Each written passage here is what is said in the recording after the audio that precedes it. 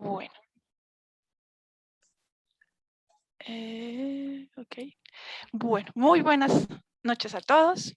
Gracias por estar aquí. De verdad que es un gusto compartir con ustedes esta noche y hablarles pues de Zoroastro. Espero que pues sea tan emocionante para ustedes escucharme como fue para mí preparar esta presentación. Realmente es eh, muy bonito llegar a estos puntos de la historia. Hoy vamos a conectar con lo que vimos de Krishna. Hay una relación muy, digamos, muy importante entre el hinduismo, Krishna y Zoroastro. Y también vamos a conectar hacia adelante. Vamos a ver que a medida que les voy contando las cosas, ustedes van a ir enganchando solitos, conectando con Buda, conectando con Jesús, conectando con Muhammad, conectando con el Balco Bajaula a medida que va el relato. Hay muchas cosas, hay muchos aspectos que hoy en día conocemos y que son como para nosotros muy naturales y muy normales, incluso dentro de la fe Bahá'í. Y en ocasiones he escuchado a personas decir, es que la única manifestación de Dios que dijo tal cosa fue este o aquel o el otro. Y es posible que hoy descubramos con alegría que antes de todos ellos ya alguien lo había mencionado, y este es Zoroastro precisamente, y que juega un papel tan importante, jugó un papel tan importante dentro de la historia, que incluso hay bastantes libros y bastantes investigaciones alrededor de Zoroastro. Solamente que pues no muchos están en español, pero sí hay una buena documentación. Hay trabajos de investigación en diferentes áreas del conocimiento, tanto en antropología, sociología, incluso en política, porque él instauró las bases de muchas cosas que tenemos en el día de hoy. Entonces, por eso va a resultar tan bonito estudiarlo y conocerlo. Estamos hablando dentro de lo que conocemos en la fe Bahá'í como revelación progresiva. Y para las personas que de pronto no saben qué es eso, entonces aquí una breve reseña. Entonces, cuando hablamos de revelación progresiva, nos estamos refiriendo a un proceso evolutivo en términos espirituales para la humanidad. Resulta que nosotros como humanidad hemos tenido de cuando en cuando, periódicamente, unos maestros, unos mensajeros que han venido a traernos un mensaje, a guiarnos. Y en la medida que la humanidad, en el momento que se encontraba, en términos sociales, culturales y de avance, pudo comprender algunas cosas, se las aplicó. ¿Qué pasó con el tiempo? Que con el tiempo esas tradiciones se van como, algunas se conservan, otras se van como combinando, se van como perdiendo, como que van cayendo. Y entonces a la vuelta del tiempo necesitamos que venga otro empujoncito del cielo. Y entonces otra manifestación.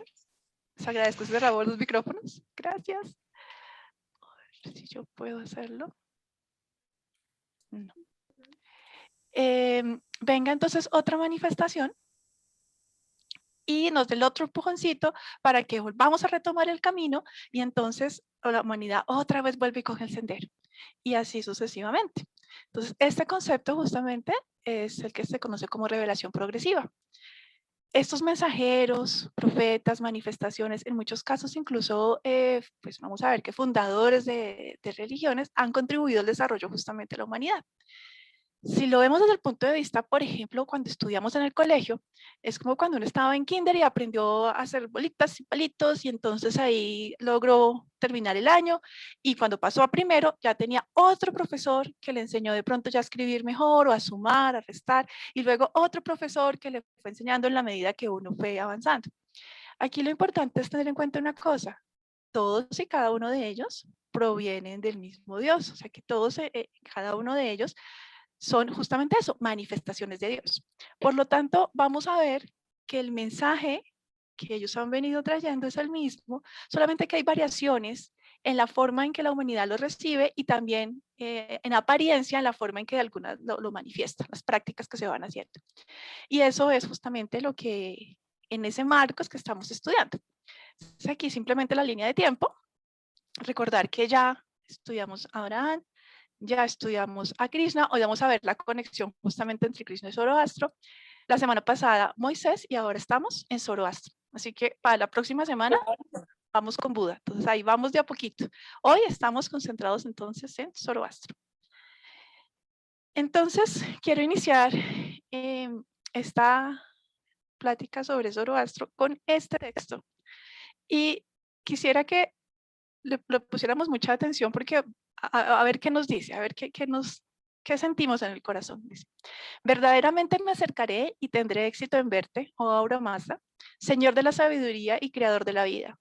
Y a través de una mente pura y un corazón iluminado, oh Creador, concédeme en ambos mundos, corporal y también espiritual, la recompensa que puede solo ser lograda a través de la verdad y que hará felices a los fieles. Esto es un extracto de uno de los cánticos de la Vesta, en una traducción digamos que del inglés al español. Pero si quitáramos solamente la palabra, cambiáramos ahora más y pusiéramos, la retiráramos simplemente de allí, fíjense que la estructura y lo que está pidiendo es totalmente coherente con todo lo que hemos venido estudiando y todo lo que nosotros sabemos. Aquí tenemos otra vez la referencia a la mente pura y el corazón iluminado, como ese camino para llegar a Dios. Ahora Mazda es el nombre de Dios para, digamos, en el contexto de Zoroastro. Por eso entre paréntesis está Señor de la sabiduría y Creador de la vida.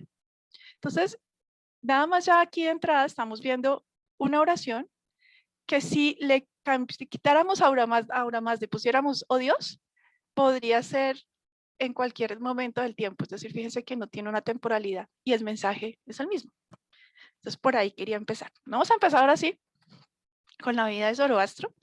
Y lo primero es hacer claridad sobre su nombre. Entonces, en efecto, nombre Zoroastro es la traducción de Zaratustra y en las diferentes variaciones en persa moderno. Entonces, eso, Zaratusti, Sardos, Zaratos, Sardus, en esencia, las interpretaciones de la misma persona, Zoroastro. ¿Qué significa la estrella dorada? El dueño de los camellos de color amarillo dorado. Entonces ahí por ahí ya vamos empezando como a entender que Zaratustra, Zoroastro, estamos refiriéndonos a la misma persona. Ahora sí vamos a empezar con los temas de su vida. Entonces aquí hay una situación de la siguiente. Recuerdan que cuando estudiamos a Krishna, incluso, claro que Abraham, incluso a Moisés les contaba que había como una cierta controversia histórica para validar si realmente ellos habrían existido o si era más un tema de leyendas. Y en aquel momento dijimos que cada uno en su momento se ha podido identificar que sí efectivamente existieron, pero que la controversia estaba más alrededor de la época. En el caso de Zoroastro, no hay duda de su existencia. Digamos que eso se reconoce, se sabe que existe. Además, porque él tuvo una influencia muy grande sobre el imperio persa en tiempos de Ciro II. Y bueno, entonces hay como hay referencias, hay soportes, hay que existió. El asunto, la complicación está en el caso de Zoroastro en la época en que nació y en la época, digamos, en el lugar inclusive, porque ahí sí no hay tanta certeza de en qué momento pasó. Algunos dicen, no, eso fue como entre el 1200 y el 1000 antes de Cristo, y eso fue la época en que estaban migrando los pastores nómadas hacia la meseta de Irán. Otros dicen que de pronto pudo ser antecitos o pudo ser después. El dato específico de su nacimiento no está tan claro. ¿Recuerdan ustedes que cuando hablamos en ya las sesiones pasadas de Abraham decíamos, mire, es que la primera ciudad que existió en la historia de la humanidad fue la ciudad de Ur, y que ahí había nacido el profeta? O sea, aquí pasa el tiempo y ahora vemos como así que migraciones de pastores nómadas. En esa ocasión dijimos que, si bien es cierto, la ciudad de Ur había sido la primera ciudad y que posterior habían ido surgiendo más, recordemos que los hechos históricos nunca se dan al mismo tiempo para todo el mundo y que por un buen espacio de tiempo, varios años, coexistieron tanto personas viviendo en las ciudades buscando seguridad, como justamente los nómadas que pues justamente se están moviendo de un lado para el otro. De hecho, cuando estudiábamos la semana pasada, estábamos haciendo la revisión de Moisés, justamente veíamos eso, que ellos pertenecían a una tribu nómada y que para ellos era normal estarse desplazando por grandes extensiones de tierra. En cuanto a la ubicación, entonces ahí también tenemos como la situación de que no está tan claro. Algunos dicen, miren, no, es que eso fue en Bactricia, que es en Persia más o menos. La literatura persa y árabe dice que no, que eso fue más como en Azerbaiyán. Los otros dicen, no, que fue cerca del río Darjai. O sea, en últimas, cada cual dice, eso fue aquí, eso fue aquí. Bueno, en todo caso, no sabemos con exactitud dónde nació, pero sí sabemos más o menos por dónde fue que se movió a lo largo de su vida. Entonces ahí en los mapas lo que simplemente estamos ubicando más o menos la región de influencia. Y particularmente en este punto, como localizando el mapa de lo que sería hoy, ¿no? Lo que sería Irán, Pakistán, Afganistán, Incluso la parte, la parte más al norte, hay una buena parte de Irán y se movió un poquito más hacia arriba. Entonces, como para que tengamos una ubicación geográfica, más o menos por dónde fue. Lo que sí vamos a empezar a encontrar es que, bueno, obviamente al pasar el tiempo, pues las ciudades donde él estuvo de niño, donde creció, donde tuvo alguna influencia, pues van a querer decir que ahí fue donde nació. Entonces, digamos que esa controversia es más del ego que otra cosa. En cuanto al nacimiento y la vida temprana de Zoroastro, no hay.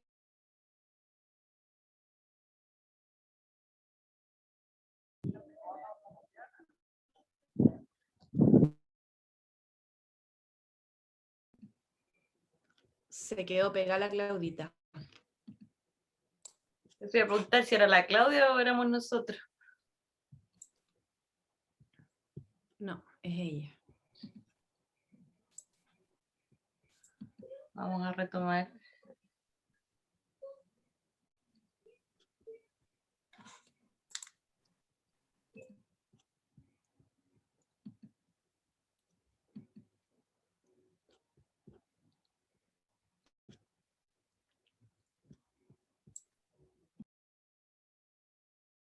Ay, ahí va. Lo más probable es que vuelva. Un ratito a lo mejor se le cayó internet. Nos dejó con la película en suspenso, nos fuimos a comercial y volvemos.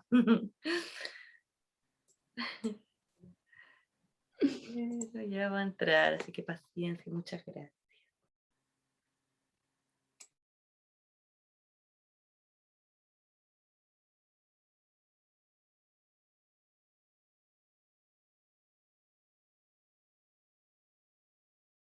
Bueno, aprovechamos a contarles que el próximo martes la historia Buda, así que va a estar entretenida para que inviten a todos. Hola, me ¿Apareció? sacó pena con ustedes, ya los llamé. Sí, es que hubo como que estamos teniendo problemas de aquí en la zona y de luz, mejor dicho, ya ha pasado de todo. Entonces vamos a ver si logramos por acá. De todas maneras, no se preocupen que voy a ver si logro compartir por aquí. Sí, Sí. estamos con la ayuda de Zoroastro, así que tranquila. Ah, no, sí, eso. Yo en alguna parte debo tenerla. Aquí sí, sí. Vamos a ver si la están bien, si la presentación carga, si la pueden ver. Vamos a ver, ustedes me dirán. ¿Sí cargó? ¿Sí la están viendo? No, todavía no. no. No. Todavía no. A ver.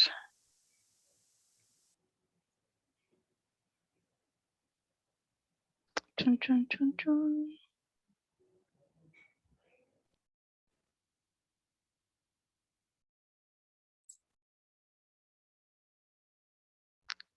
No sé si ahora.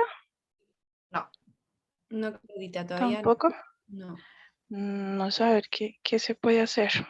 Es que aquí desde el celular Sí, la cosa se ahí hace un poquito va a más partir. compleja. ¿Sí? ¿O saben qué puedo hacer? Te la Pero- puedo pasar por el chat y ustedes me ayudan a presentarla. Sí, Listo, de una. pero, Ya les paso el linkcito. pero ahora Y Carolina te la voy a... ahora estáis compartiendo, ¿ah? Pero como que se va a demorar, está como lento. Entonces, más bien me ayudas tú a compartir, ¿te parece? Ya vamos. Más fácil.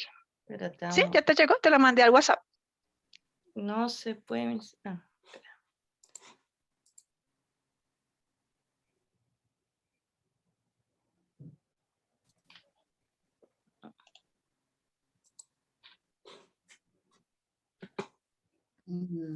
No, no sé.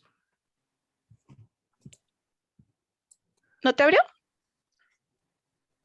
Espérame.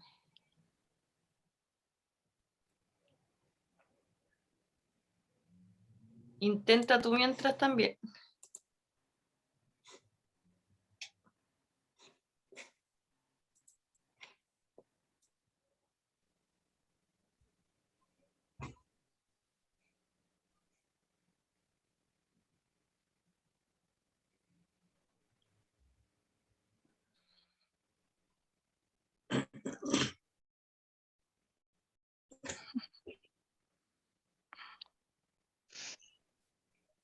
Claudia, mándamela a mí también para ver si yo la puedo bajar de Listo.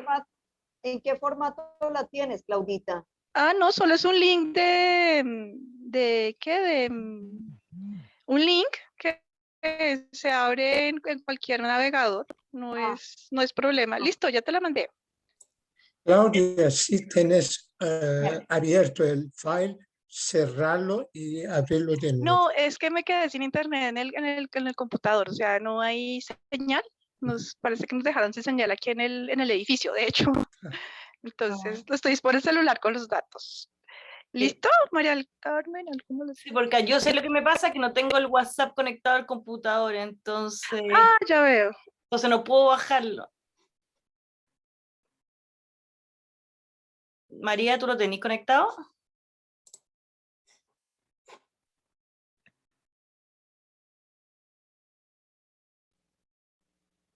Listo, súper. Ah, Gracias. Listo. Y entonces necesito que la adelantes un poquitito más, como hasta la...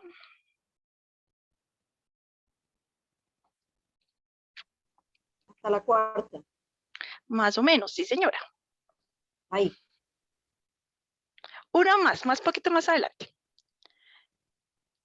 Un poquito más. Otra más, creo que es como debe ser como la sexta tal vez. Bueno, ahí vamos en la parte de que no estaba claro dónde era que había nacido, pero ya hemos dicho que ya ubicábamos el mapita. Otra más, otro poquito más. Uy, ya hemos avanzado harto. Y adelantamos los mapas.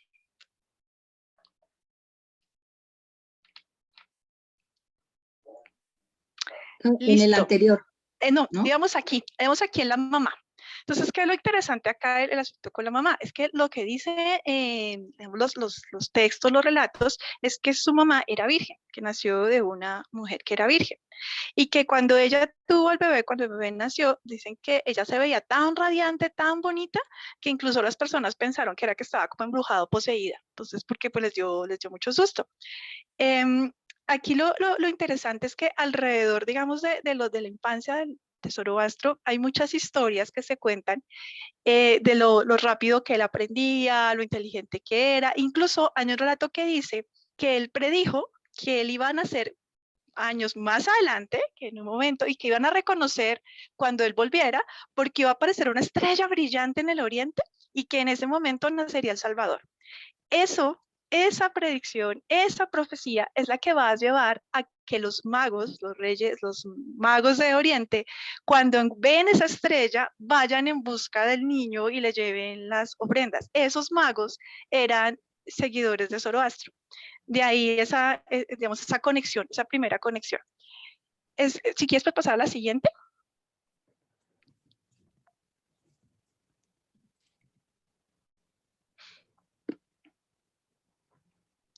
Entonces, aquí lo que vamos a empezar a ver es que hay varios elementos que son similares a cosas que ya estudiamos y que vamos a seguir estudiando. Una de las cosas es que para aquella época también había una profecía que decía justamente que ubicaba el nacimiento de un niño en esta región y que ese niño iba a llegar a tener tanto poder que iba a transformar justamente esa región. Lo que dicen es que el emperador de China, cuando se enteró de eso, le dio miedo de que, pues, como así que iban a ser alguien que le iba a quitar el poder, todo el poder que él tenía sobre esa región, sobre ese imperio. Y entonces él dio la orden de justamente a los niños que nacieran en ese periodo, degollarlos. Lo que sucede es que los papás de Zoroastro huyeron y lograron salvarlo. Pero si ustedes se acuerdan, la semana pasada cuando estábamos estudiando Moisés también pasó una cosa similar, que debido a la cantidad de israelitas que estaban haciendo, una de las órdenes del faraón fue justamente asesinar a los niños. Y vamos a ver este episodio nuevamente más adelante cuando lleguemos al nacimiento de Jesús. Entonces ahí empezamos a ver situaciones en momentos distintos, pero que tienen cierta correspondencia con lo que nosotros ya conocemos. Siguiente, por favor. Otro de los aspectos que se menciona dentro de las tradiciones de lo que tiene que ver con la infancia es que cuando él nació, dicen que es como si la naturaleza se hubiera puesto feliz, y entonces que se puso, digamos que el ambiente se puso más bonito, más nítido, había unos olores diferentes, muy, muy agradables, pero además también se menciona una cosa, y es que cuando él nació, en esas regiones dicen ellos que habían demonios, y entonces que los demonios salieron corriendo apenas Zoroastro nació.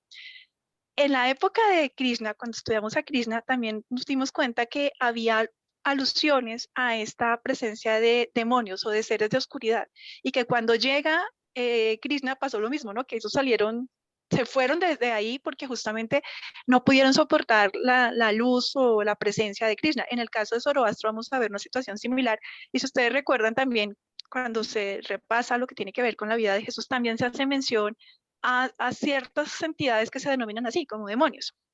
En este caso, en Zoroastro, va a ser muy interesante que tanto el mensaje y digamos que su vida va a estar en una lucha constante entre el bien y el mal.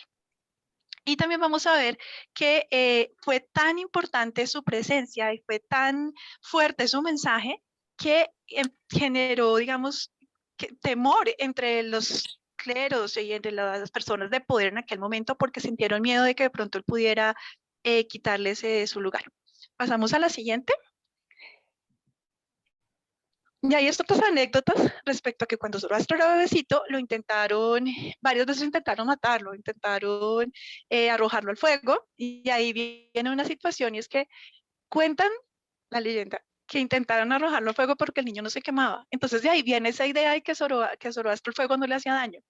Que intentaron, lo pusieron en medio de vacas y toros para que pues lo mataran, y pues los animales al contrario, pasaban por un ladito, no lo tocaron. Intentaron incluso dejarlo en una cueva con lobos y los lobos no le hicieron daño. Intentaron arrojarlo de una cima de una montaña y al niño no le pasó nada. O sea, ahí es donde los historiadores dicen que no se sabe hasta qué punto esto es una leyenda y que ha sido como, es una metáfora que ha sido exagerada, o si realmente esas cosas pasaron. Lo que sí es cierto es que desde antes de su nacimiento y durante la primera etapa de su vida, hubo muchos intentos de hacerle daño. Estuvo muy expuesto a los enemigos, intentaron hacerle daño. Y que de una forma milagrosa, poderosa, pues afortunadamente pues al niño no le pasó nada. Al contrario, lo que dice la leyenda es que él siempre sonreía. Entonces, en algunos textos a él se le describe como el profeta sonriente, porque siempre tenía una actitud como, o sea, con una sonrisa pese a la situación tan difícil. Listo, pasamos a la siguiente.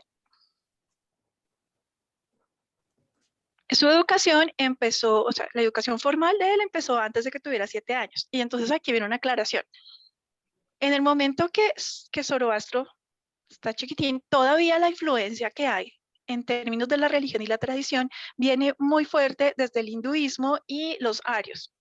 Y en ese tipo de estructuras sociales, la educación de los niños, la educación formal, se tiene que iniciar antes de que cumplan 16 años. Generalmente se hace a los 7, a los 9 o a los 11.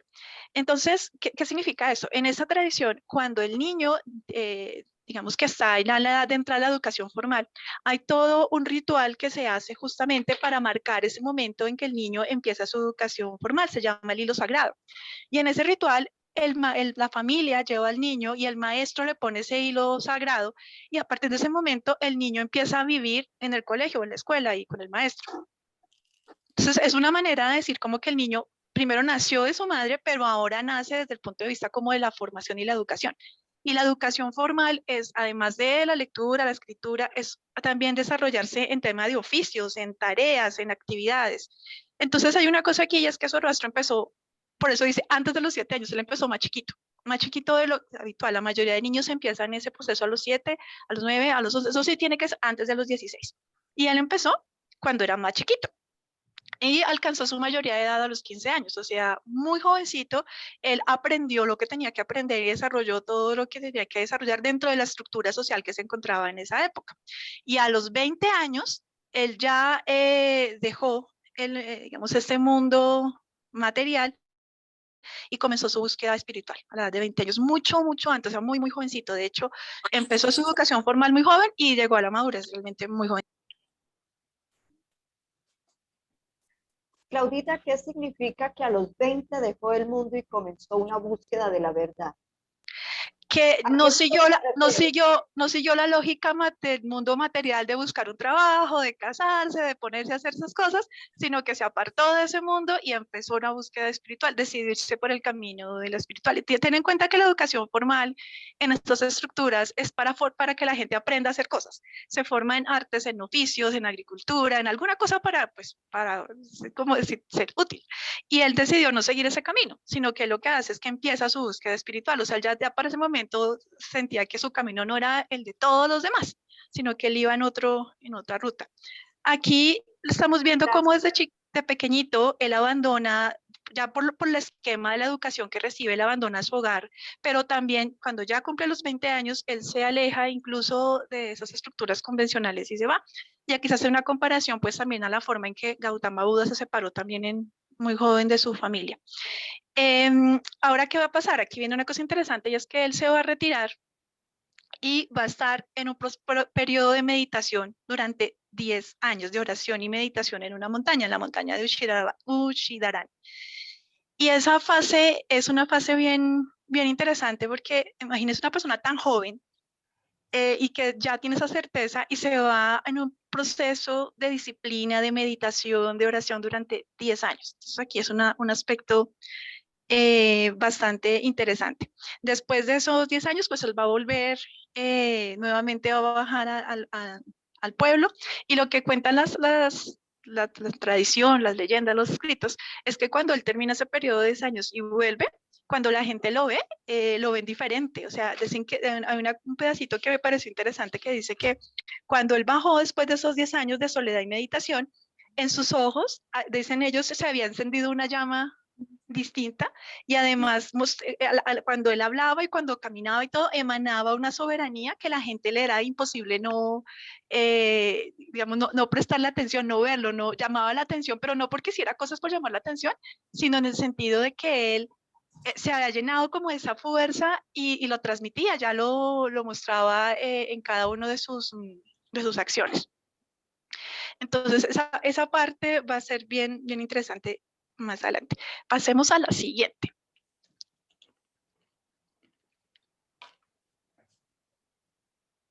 Listo. Entonces, digamos que entre los 20 y los 30 ya sabemos que estuvo concentrado pues a las prácticas de meditación, esos 10 años de oración, y desde el punto de vista de lo que conocemos nosotros como la tradición del hinduismo, es lo que se puede definir como ser asceta, o sea, es decir, son esas personas que se dedican justamente a meditar, a orar, que se entregan completamente a la oración, a la meditación, a Dios. Después de los 30 años, una vez termina este periodo de oración y meditación, una de las cosas que va a suceder justamente es que cuando vuelve otra vez, cuando llega al pueblo, es cuando va a recibir la primera visión. Y luego, de los 30 a los 40 años, en ese periodo de 10 años, él va a estar recibiendo 7 visiones, es lo que cuenta la leyenda.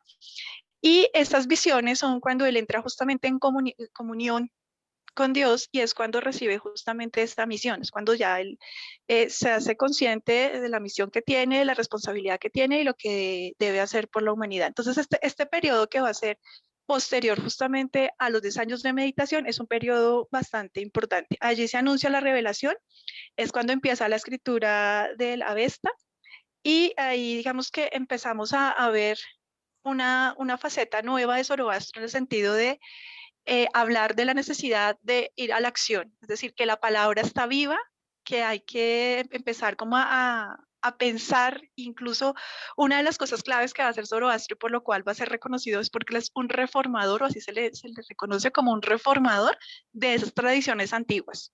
Y va a ser a partir de este momento, entre los 30 y los 40. Y podemos pasar a la siguiente, por favor. Gracias. Bueno, entonces aquí en esos años, de los 30 a los 40, resulta que él ya va a tener esas visiones. Lo que se cuenta en los textos es que él tuvo como visiones de Dios y el mensaje de Dios. Y eso o sea, ya después de los 2 años en la montaña, la gente decía que él tenía o sea, una mirada muy fuerte, que además emanaba soberanía, que era una persona sabia, pero imagínense lo que fue después de que ya estaba convencido de la misión y que había recibido esa revelación. Pues resulta que él empieza con el mensaje, ¿no? Y convencido de lo que tiene que hacer y muy seguro de lo que tiene que hacer. Y entonces se va a ir, pues va a empezar a contar, a buscar y a llevar su mensaje. Y pues en una de esas se va a encontrar obviamente con reyes y con soberanos. Entonces hay un episodio que más adelante lo vamos a ver con más detalle, en el que justamente se enfrenta a uno de estos soberanos, claro que al principio lo ven como una amenaza, porque es que Zoroastro lo que va a decir es, mire, hasta el momento se venían haciendo, por ejemplo, rituales y sacrificios de sangre. Y él va a decir que eso ya no se va a hacer más, que no es necesario, que esa no es la manera. Hay, por ejemplo, unos rituales que involucraban el consumo de una planta alucinógena. Entonces va a decir, no, eso ya no se necesita, nosotros no necesitamos hacer eso para comunicarnos con Dios. Hay una serie de prácticas que él va a decir, bueno, eso ya no, pero lo que vamos a hacer ahora es esto. Sin embargo, hay una cosa. En el mensaje de Zoroastro, él nunca propuso abolir las tradiciones antiguas, él nunca dijo que fuera a hacer eso. O sea, él nunca llegó con la intención de decir, ustedes están equivocados, ahora lo nuevo es esto. No. Una cosa que se le reconoce a Zoroastro, y es común tanto en los textos espirituales como en los históricos, es su carácter conciliador. Es decir, él decía, mire, ustedes vienen consumiendo esta planta alucinógena, pero resulta que para conectarse con Dios ya no se necesita. Vamos a hacerlo de esta manera, pero nunca obligó a nadie a hacer las cosas. Es decir, él les explicaba por qué y dio el mensaje, pero nunca les dijo que fueran malos o que no lo hicieran o que iban a ser pecadores por hacerlo. No. Entonces, pero aún así, aún siendo tan conciliador y aún explicando las cosas con sabiduría y aún teniendo toda la paciencia del mundo, las personas que escuchaban su mensaje pues sentían temor porque de alguna manera les estaba como, si les estaba como poniendo como sin entredicho lo que ellos venían haciendo, para el miedo que tenían era que les estaba poniendo como en duda y que les estaba quitando poder y que la gente además le creía y lo seguía. Entonces, fíjense cómo empieza a haber una presión justamente de estos que ven amenazado su poder frente a una persona que, a un ser como Zoroastro, que además de todo lo que demostraba y lo que sabía, porque era sabio, pues además estaba proponiendo cambiar la tradición. Entonces, en una de estas le pasó con este rey. Y entonces, pues al principio le cayó como bien y entonces como que hablaron y el rey lo escuchaba y todo, pero los cortesanos de ese rey pues se sintieron como amenazados, intimidados frente a este señor, pues el poder que podía tener. Entonces lo acusaron de hechicero y hicieron toda una estratagema para hacerlo ver como un hechicero. Y entonces el rey pues lo metió preso porque bueno, no tenía, digamos que de acuerdo a la estructura de sus leyes y las evidencias que había, pues sí, lo llevó preso. Pero resulta que Zoroastro encontró la manera de ayudarlo en una situación que tuvo. Ahí se cuentan unas leyendas sobre un caballo que el rey quería muchísimo y que el caballo le hicieron así como un hechizo y entonces que Zoroastro salvó al caballo y además lo hizo con todo el desprendimiento del mundo y habló con este rey y de alguna manera el rey frente a esta situación lo que vio fue, pudo ver en Zoroastro no un enemigo, sino al contrario, un maestro que le podía enseñar y incluso un aliado. Entonces lo que va a pasar es que este rey va a aceptar la religión de Zoroastro y no solo él, sino también su esposa lo va a hacer y se va a convertir en un aliado muy importante para Zoroastro en lo que sigue de la historia. Entonces yo creo que ustedes ya de todas maneras están empezando a notar esa serie de coincidencias, si se quiere, de las historias, ¿no? De cómo las manifestaciones son cuestionados, no se cree lo que ellos hacen y sin embargo ellos dan las pruebas y poco a poco la gente va empezando a creer en ellos. Pasamos a la siguiente.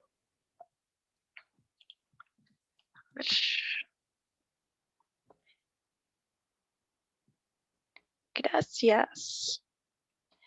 Bueno, entonces aquí ya vamos viendo que más o menos estamos sobre entre los 30 y los 40 años, ¿no? Una de las cosas que me parece interesante, parece que ya volvemos a tener internet, vamos a ver si me puedo conectar. Una de las cosas que me parece interesante que miremos acá es la estructura de su familia, porque sí. Uf.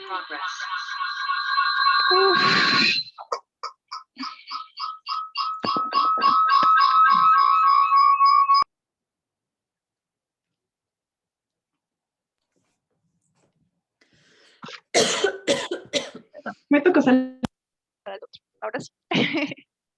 Ya volvió aquí el internet, entonces. La estructura de su familia. Entonces van a ver ustedes que ahí está pues, su mamá, su papá, su abuelita. Se casó, tuvo una esposa y tuvo 6 hijos, 3 chicas, 3 chicos. Ahí los numeritos son el orden de nacimiento. El hijo mayor, luego aprendí que fue la siguiente hija, Titi la tercera, bueno, así cada uno de esos. O sea, tuvo una familia, una estructura familiar, y hay una característica que me parece aquí relevante considerar. Bajo, digamos que la visión que tenía Zoroastro de las mujeres es una de igualdad. Para él, las mujeres, las esposas, son las sacerdotisas del hogar y son fundamentales justamente para la estructura del hogar y de la sociedad. Entonces aquí también es un aspecto que me parece bien bonito de resaltar. Entonces pasamos a la siguiente. Pues aunque yo podría presentar, pero, no sé, pero mejor sigamos así por si acaso vuelve a fallar. Entonces ya tenemos ahí la... Una cosa que va a ser interesante también, que me parece importante que todos conozcamos, es que al principio, cuando él empezó su manifestación, pues en su propia tierra no le creyeron, tuvo que desplazarse. Zoroastro tampoco fue profeta en su tierra. Y por un buen periodo de tiempo solo tuvo un discípulo que fue Mainoyoja.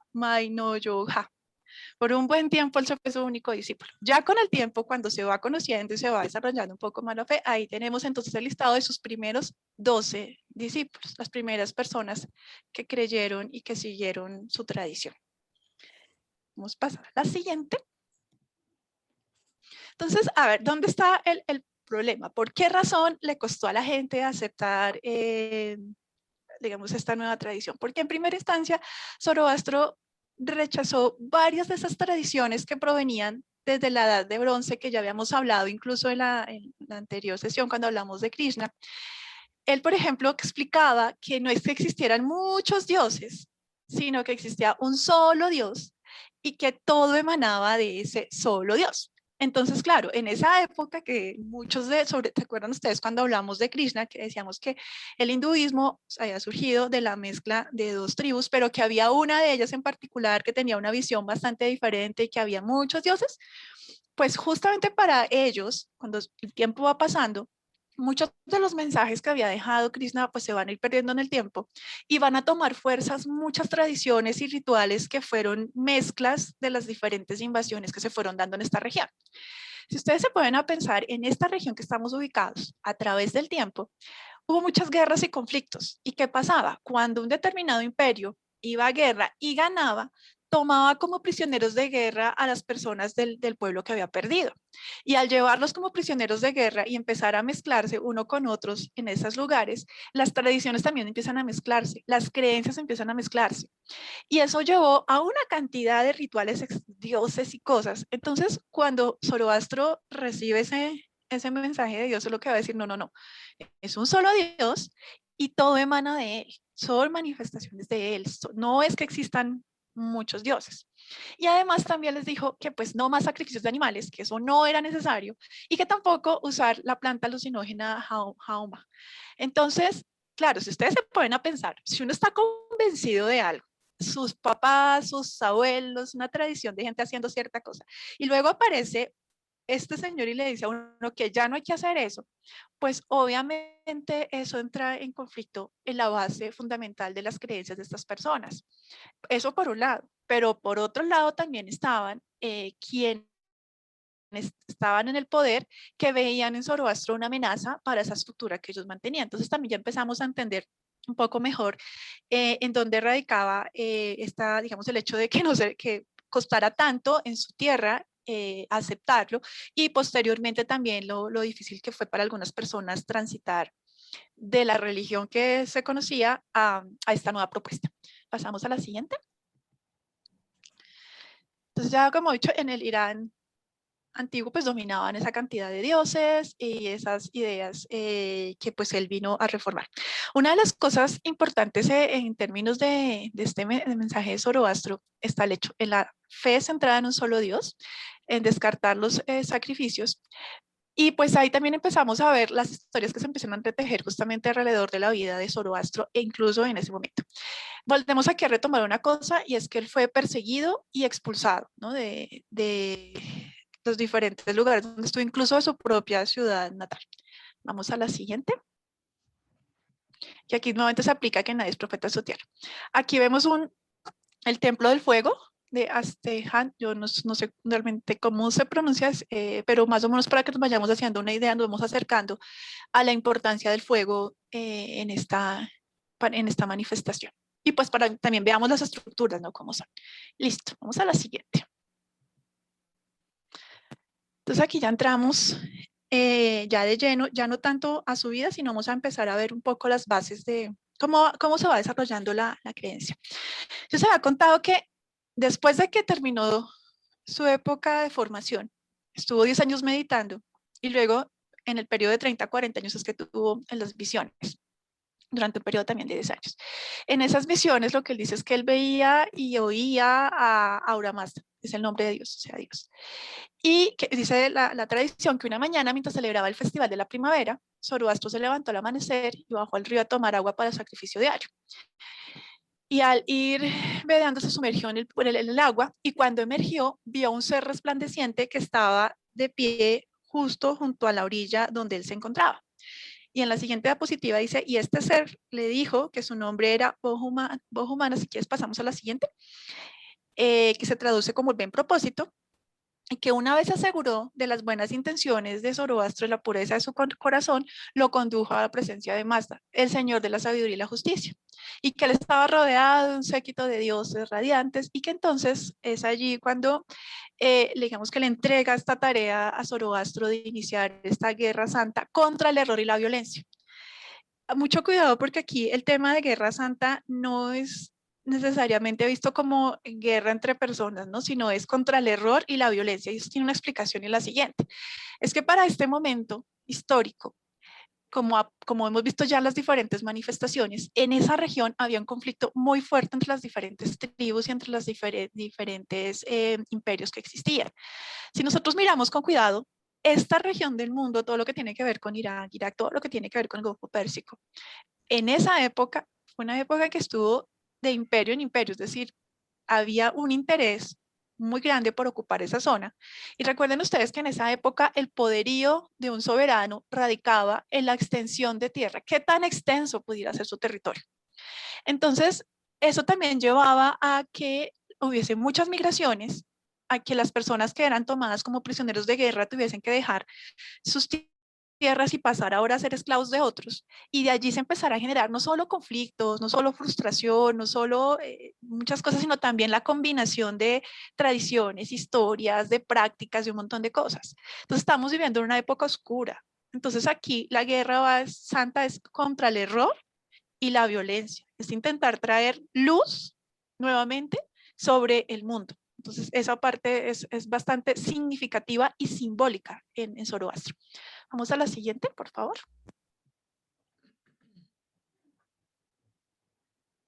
Entonces, a partir de esa visión es que él entiende ya cuál es su misión y lo que va a intentar hacer justamente es cumplirla, ¿no? Y pues eso le va a implicar a él enfrentarse a los seguidores de los cultos antiguos, eso le va a significar a él tener que enfrentarse incluso a soberanos y tener que, pues, tener el valor y la sabiduría y el amor también para hacerlo. Entonces aquí hay un trocito, una cita que dice, ¿y en qué tierra estableceré mi religión que aquí es rechazada? ¿A dónde iré con mis alabanzas? Ni el príncipe deudo, ni el caballero aliado, ni nadie me hace ofrecimientos que puedan ayudar a mi causa, ni siquiera los trabajadores y mucho menos los tiranos de las provincias. Ahí podemos pasar a la siguiente. Aquí lo que estamos viendo entonces es una situación que se va a repetir de manifestación en manifestación y es la dificultad que tienen los que están cerca de ellos para poder reconocerlos. Y en el mismo contexto en que se van las cosas, ¿no? De persecución, de ese miedo frente al cambio. Y eso pues ya va a ser una constante a través del tiempo. Lo que va a pasar es que en el caso de Zoroastro, como ya les conté, él tuvo la buena suerte de, bueno, la suerte no, la bendición de Dios de encontrar a este rey que de alguna manera también lo va a apoyar durante una buena parte. Cuando tenía 40 años, estando ya en la parte final de su periodo, habiendo terminado ya esa parte de las visiones, dice la tradición que tuvo la última visión, la última tentación, así se describe como la última tentación. Aquí se puede comparar no solo con Gautama, sino también con Jesús. ¿De qué se trató esa última tentación? Lo que dicen es que esta entidad que se llama Angra Mainyu, digamos que lo tentó a partir de que de la razón. Empezó a hacerle preguntas, a cuestionarlo. Dice la tradición que 99 preguntas, a cuestionarlo sobre Dios, sobre su creencia, a hacerle como preguntas y tipo, así como interrogatorio, cuestionar y cuestionar y cuestionar. ¿Recuerdan ustedes que algo similar le pasa a Jesús en el desierto? Que también el demonio lo cuestiona y le dice, bueno, si usted es el hijo de Dios, láncese de aquí, que aquí lo salvan. Buda también tiene esa visión cuando digamos que el mal lo tienta y le dice, no, eso deje de meditar, que eso Dios no lo va a ayudar. Es más, la iluminación es cosa de Dios, usted es un hombre, nunca la va a lograr. Pues aquí también lo vemos en este caso de Zoroastro.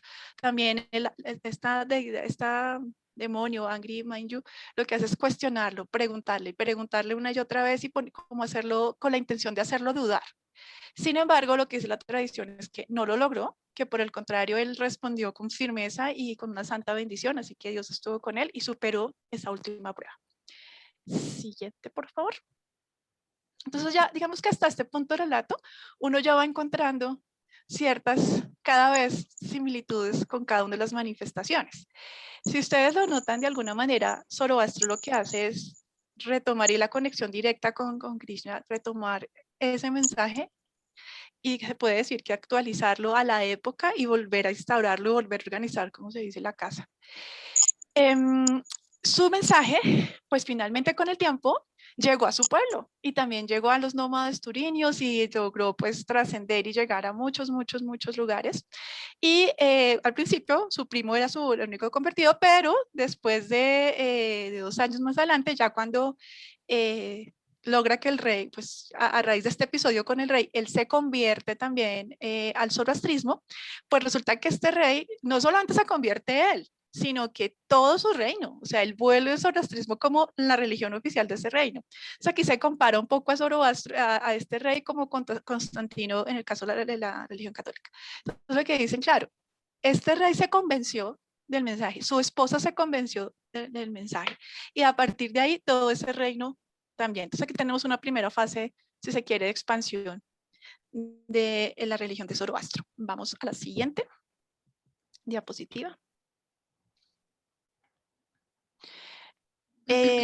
Bueno, ya les había mencionado esto, creo que no necesita volverlo a retomar, pero ya he dicho que él no logró ser profeta en su tierra inicialmente, ¿no? Sino que le tocó moverse bastante. Vamos a pasar a la siguiente diapositiva. Entonces, bueno, ya les había contado que al principio la cosa no funcionó muy bien, pero que poco a poco y con el tiempo lo va a ir logrando. La gente va a entender con el tiempo que no es una amenaza, particularmente lo que dicen los historiadores es porque el mensaje de Zoroastro nunca fue agresivo, ni fue con la intención de abolir, sino fue con la intención más conciliadora, lo que se dice. Y de todas maneras, las acciones y todo lo que va a ir pasando alrededor de los pueblos, por ejemplo, en este caso de este rey, poco a poco va a ir convenciendo a las personas el mensaje. Pasamos a la siguiente.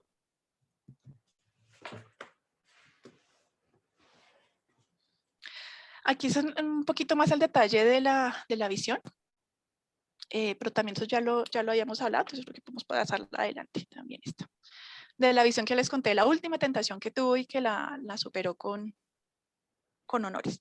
Ahora vamos a la parte de su obra final y la muerte de Zoroastro. Entonces, en términos históricos, Zoroastro es considerado como un reformador, con un mensaje conciliador y además con un mensaje que nos habla de una religión monoteísta. Una de las características por las cuales probablemente muchos de ustedes asocian al Zoroastro es lo que tiene que ver con el fuego sagrado. Muy probablemente han escuchado o han visto y saben que hoy en día aún existen templos de fuego sagrado y es una cosa que a veces a nosotros aquí en Occidente nos parece un poquito extraño. Pero entonces lo que sucede con el fuego sagrado es que el fuego hay una interpretación, alguien que dice que los zoroastrianos adoran el fuego. No es así, realmente para ellos el fuego es un símbolo. Y si ustedes se ponen a pensar en una época de oscuridad, donde había tanta mentira, tanta violencia, donde había tanta crueldad, tantas guerras, pensar en el fuego como un elemento puro que además transforma, que además ilumina, que además calienta, va más por ese lado el simbolismo del fuego.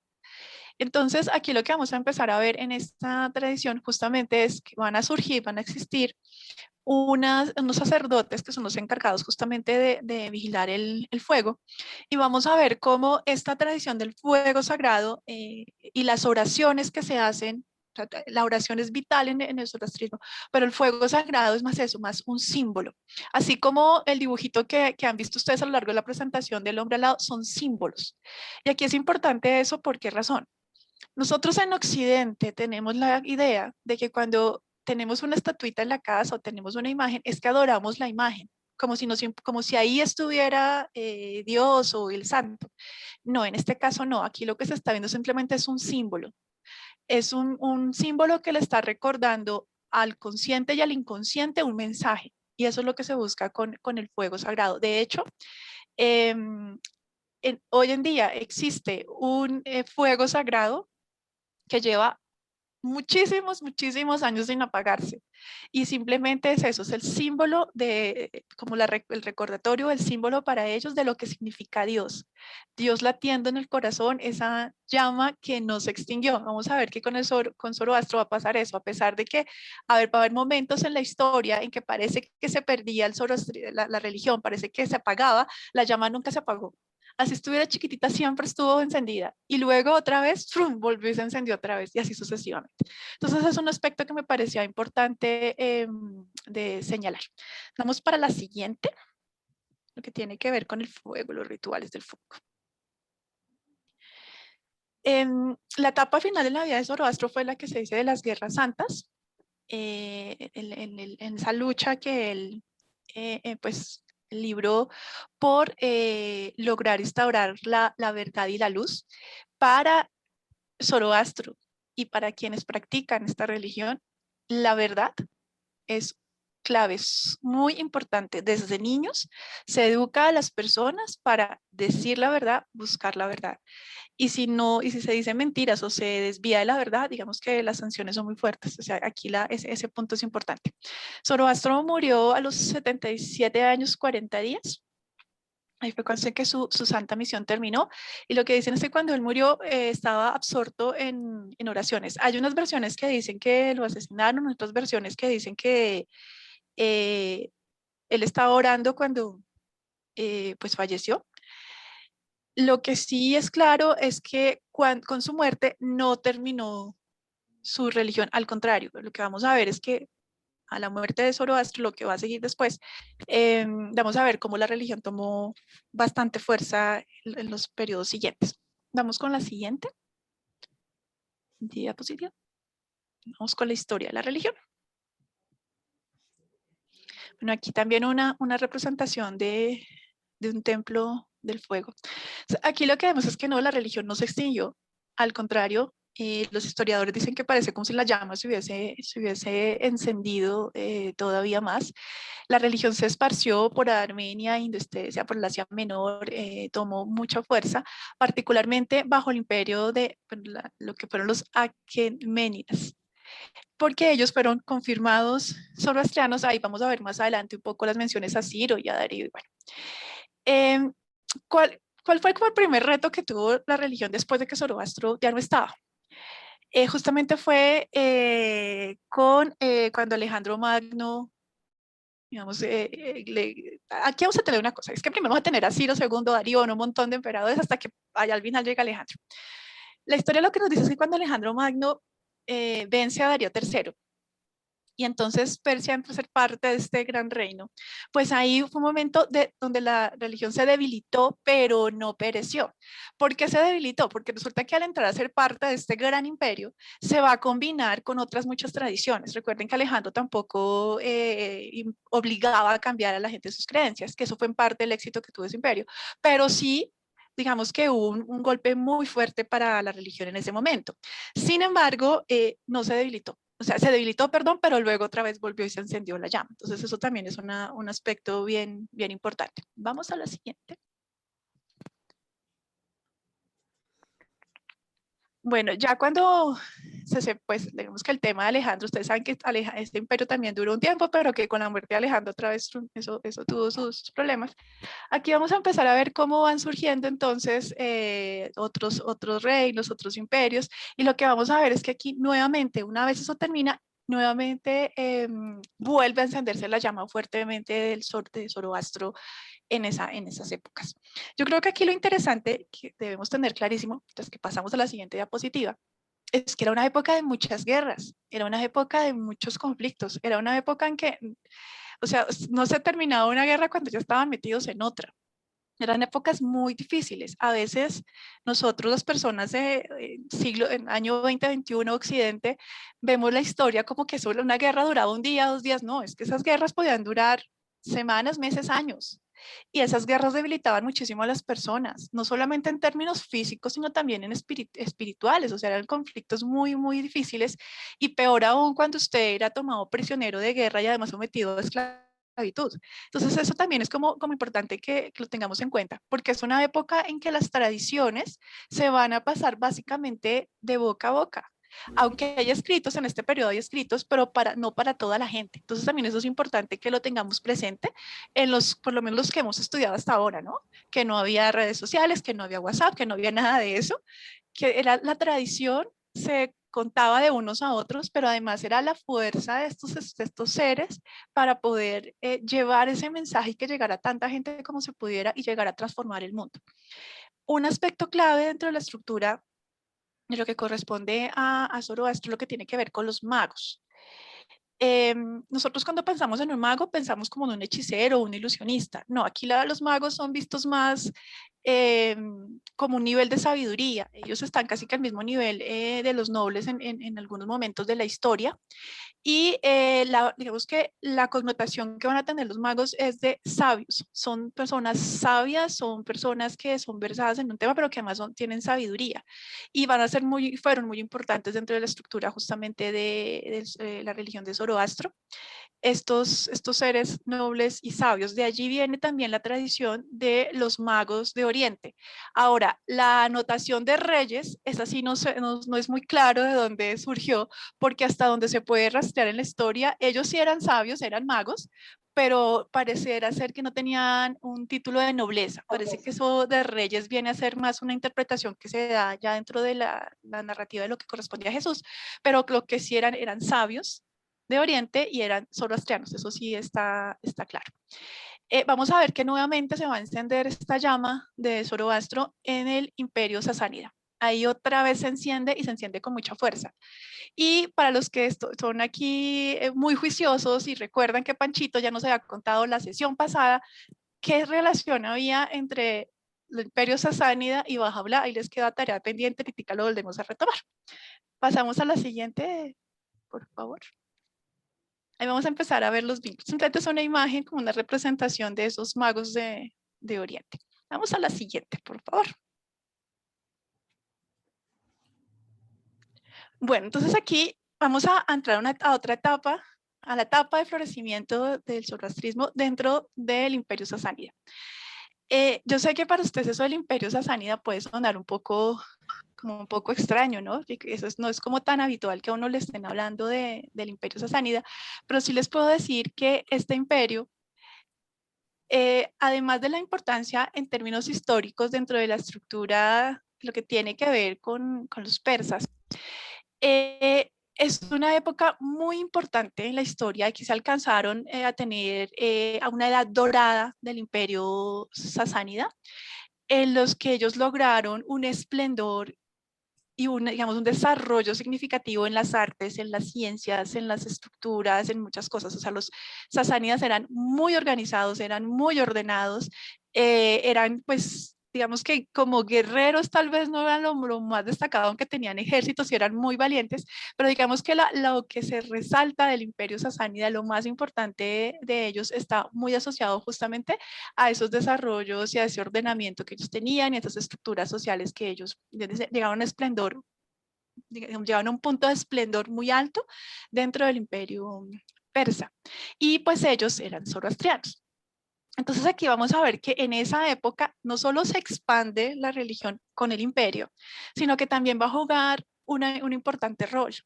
Todas estas ideas de Zoroastro en el sentido, por ejemplo, de la manera en que se hacen las oraciones que se hacen, este tema, por ejemplo, de la importancia que tienen hombres y mujeres, el tema de la ciencia, de formarse, de educarse. Y aquí lo que va a pasar es que va a haber como una continuación de la Avesta, que es el libro que estudiamos cuando estudiamos de Zoroastro. Y es porque aquí vuelve a ver cómo primero se retoma lo que ya Zoroastro había hecho, se ha protegido, a través del tiempo se pudo proteger. Los zoroastrianos, entre otras cosas, cada vez que se enfrentaron a estos conflictos o amenaza para su religión, lograron proteger y salvar los escritos, lograron proteger y salvar su tradición, y alcanza a llegar justamente hasta este momento con el imperio sasánida. Aquí otra cosa que va a pasar es que los magos vuelven a tener otra vez ese lugar, ese sacerdocio, ese lado igual a la nobleza, pero además también se recupera y se escriben los textos que van a continuar en el Avesta.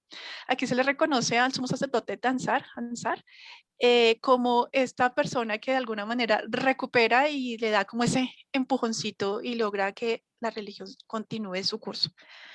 Por eso les decía que en la historia del zoroastrismo vemos cómo intentan apagar la llama, pero nunca la pudieron apagar. Así fuera chiquitita se mantuvo, alguien la alimentó y luego otra vez vuelve otra vez y se expande y crece nuevamente. Vamos con la siguiente. Aquí hay una fotografía de una copa de fuego sagrado.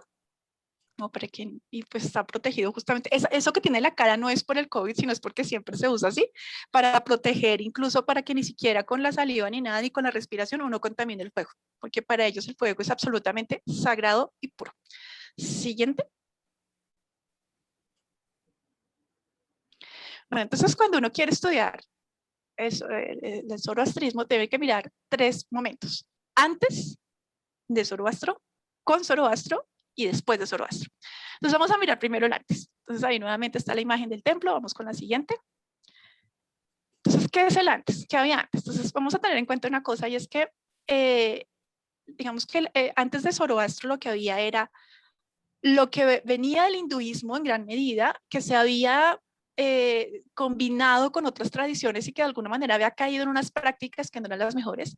Se había mantenido unas diferentes corrientes de los arios y otras tradiciones y muchas otras más que habían llegado a partir de las invasiones y de las guerras a esta región. Entonces hay un montón de tradiciones allí mezcladas unas con las otras. Sin embargo, aquí vamos a empezar a notar ese vínculo que hay entre el hinduismo y la tradición de Zoroastro. Vamos para la siguiente. Entonces, uno de los vínculos es justamente lo que tiene que ver con el fuego. Si ustedes se acuerdan, cuando estudiamos a Krishna, hablamos que una de las deidades justamente era Agni, que era en ese sentido dios del fuego. Y aquí vamos a ver que de todas maneras se va a conservar la tradición, solo que de manera diferente, pero hay un vínculo común en el sentido de darle importancia al fuego. Solo que mientras en el hinduismo es una deidad, en el caso de Zoroastro vamos a ver ese símbolo como ese recordatorio de lo que es Dios, ¿no? Lo que significa el fuego, la pureza del fuego y ese tipo de cosas. Es una primera como línea que se acerca, aunque no es lo mismo. Vamos con la siguiente. Una segunda tiene que ver justamente con el consumo de esta planta alucinógena que de alguna manera se consumía en rituales y hacía que las personas tuvieran estados alterados de conciencia. Esta bebida, en el caso de la India, era bastante importante, el soma. Entonces ahí está el honguito y se prepara y se consume. Y resulta que en Irán, antes de Zoroastro, también había una cosa parecida, pero se llamaba jaoma, que era una plantita similar. De hecho, en el libro, Zoroastro le dedica todo un capítulo, pero él va a decir esto, o sea, para explicar por qué no se debía hacer. Pero tengan en cuenta que antes de que él reciba el mensaje y la iluminación, se hacía. Y eso es común en ambos mundos, tanto en Irán como en India. Pero lo que va a pasar con Zoroastro es que va a decir, no, esto ya no más, esto ya no se va a necesitar. Vamos a la siguiente. Pero vean ustedes cómo las tradiciones de la antigüedad pesaban, ¿no? Empezaban a pesar y estaban ahí muy marcadas. Otra cosa que vamos a encontrar interesante y que ya les hablé un poquito del tema, es lo que tiene que ver con lo del hilo sagrado. El hilo sagrado es un ritual que se hacía en el hinduismo, y ese hilo sagrado consistía en que, ya les había contado, en un ritual en que estaban los padres, el niño y el maestro, y en el que lo que se hacía justamente era mostrar o hacer una ceremonia para darle un segundo nacimiento al niño. Es que en el hinduismo se supone que uno tiene por lo menos 2 nacimientos. Uno que uno nace físicamente de su mamá, y otro nacimiento que es un nacimiento en términos intelectuales, de conocimiento, cuando uno va con un maestro. Entonces el ritual lo que hace es que el maestro le entrega al niño, le pone al niño un lacito, un hilito dorado, desde el hombro izquierdo hasta la cadera, y en ese momento el niño va a vivir al colegio pues los niños van con el maestro. La idea, el propósito de este ritual es justamente recordarle al niño su propósito en términos de que él a partir de ese momento empieza a ser un estudiante, empieza a formarse, pero también tiene la idea de cómo recordarle al estudiante que es como su segundo nacimiento, ¿no? Entonces es un ritual muy importante, que en los niños, en los chicos, en los hombres, se hace generalmente a los 7, a los 9, a los 11. Eso sí tiene que ser antes de los 16, pero en las niñas se hace a los 8 años. Las niñas pueden decidir no hacerlo. Entonces, si la niña lo hace, recibe su hilito y va a formarse a los colegios. Si decide no hacerlo, entonces pues no hay ningún problema, pero entonces ellas se dedicarían más en temas del hogar. Eso en el hinduismo. La versión en lo que va a ser el Zoroastro y hacia adelante, hay digamos una tradición similar, hay una ceremonia similar que se llama Kusti. Pero allí lo que sucede es que se enrolla un lazo, un hilito también, que está hecho de 72 hilos muy finos blancos, y se enrolla alrededor de la cintura 3 veces y se le hace unos nuditos. Resulta que la intención de este ritual está más en términos de lo que se hace, se enrolla el hilito y se desenrolla el hilito, y mientras se hace eso, la persona tiene que estar en completo silencio, no puede hablar y está haciendo unas oraciones. Entonces digamos que ahí vemos unas ciertas cosas que, si ustedes ven, tienen como similitud, pero que la versión de Zoroastro son distintas. O sea, hay unos cambios allí ya en esas tradiciones, pero sí encontramos una base común. Vamos con la siguiente. El tema de las vacas, que también lo habíamos hablado cuando hablamos de Krishna. Entonces también pareciera que hubiera un lugar importante en las vacas en ambas tradiciones. Las vacas pues simbolizan la madre tierra, la naturaleza, la fertilidad. Proveen leche, mantequilla, orina, que es usado como desinfectante, y el estiércol, que es usado como combustible. Una de las preguntas que hacía hace 3 semanas era, venga, ¿por qué las vacas son sagradas? Y entonces la explicación en ese momento, más que sagradas, son como respetadas. Y hay una explicación, y en ese momento Panchito nos decía justamente que había una razón de tipo práctico en su momento, solo que con el tiempo se olvidó y se cree que ahora son sagradas. La explicación es que hace más de 2500 años atrás, hubo un momento en que hubo mucha gente en India, un crecimiento, una explosión demográfica impresionante. Y resulta que las tierras que se dedicaban para el cultivo, para el pasto, se vieron disminuidas porque era más urgente sembrar vegetales y producir alimento para alimentar a toda esa gente que hay allí. Entonces las tierras para las vacas se fueron reduciendo y la cantidad de vacas también. Entonces llegó un momento en que llegaban a haber tan poquitas vacas que tocaba cuidarlas, porque la vaca le da a usted leche, y con la leche usted hace yogur, usted hace mantequilla, hace el ghee, que es la mantequilla clarificada que se usa para comer y para muchos rituales, tiene con la orina el antibiótico, desinfectantes, y con el estiércol pues tiene para combustible. Entonces de ahí viene que digamos que se cuidaron las vacas porque era importante. En ese momento ya había poquitas. Lo que pasa es que el tiempo cambió, las vacas aumentaron y la gente siguió pensando que las vacas pues son respetadas, bueno, y ahí se mantiene la tradición. Pero en todo caso, hay también una explicación de por qué van a notar ustedes que hay ciertas referencias a vacas y toros también en ciertas vertientes del zoroastrismo. Viene de este núcleo común también. Vamos con la siguiente. Y pues también hay una similitud en la presencia de Mitra, de este dios en ambas tradiciones también. Pero digamos que no me voy a detener tanto. Vamos con la siguiente. De hecho, hay una forma de fuego sagrado que se llama Agnihotra, que se hace con una pirámide, se hace en una pirámide, que la base de ese fuego es estiércol de vaca seco y mantequilla clarificada, ghee. y se tiene que hacer en unos momentos precisos del tiempo y es un fuego sanador. Entonces ahí ustedes ven la importancia de la vaca, no tanto la vaca en sí misma, sino todo lo que ella da. Entonces es más útil viva que asada. Básicamente sería como el mensaje. Bueno, como ya les he venido contando a lo largo de esta historia, Zoroastro es un gran reformador de la religión antigua. Otra cosa que me ha mencionado, olvidado mencionar, bueno, es mal que la puse acá, es que él abolió la idolatría. No se podía adorar ninguna imagen. Una de las cosas que recuerdan ustedes que pasó cuando Moisés se fue al monte, es que cuando volvió, la gente había hecho becerros de oro y estaban adorándolo. ¿Se acuerda que él se puso muy bravo y dijo, no señor, eso no se hace? Pues aquí Zoroastro le tocó más o menos lo mismo, aquí tampoco. O sea, aquí no se va a idolatrar a ni plantas, ni animales, ni estatuas, nada de eso. Aquí lo que van a ver son símbolos, pero va a estar muy claro que ahí es un símbolo, que ahí no está la esencia, simplemente es un recordatorio para la mente. Y al instaurar la idolatría, los rituales sangrientos, y al instaurar esta fe, trajo luz al mundo. Ese es el fuego, ese es el símbolo del fuego, esa luz, ese calor que trajo Zoroastro al mundo. ¿Por qué para muchos historiadores Zoroastro es tan importante en Occidente y es considerado como la base de muchas ideas de Occidente? Porque es que en esta tradición de Zoroastro, el mensaje de él es acercar a Dios, al hombre y la naturaleza.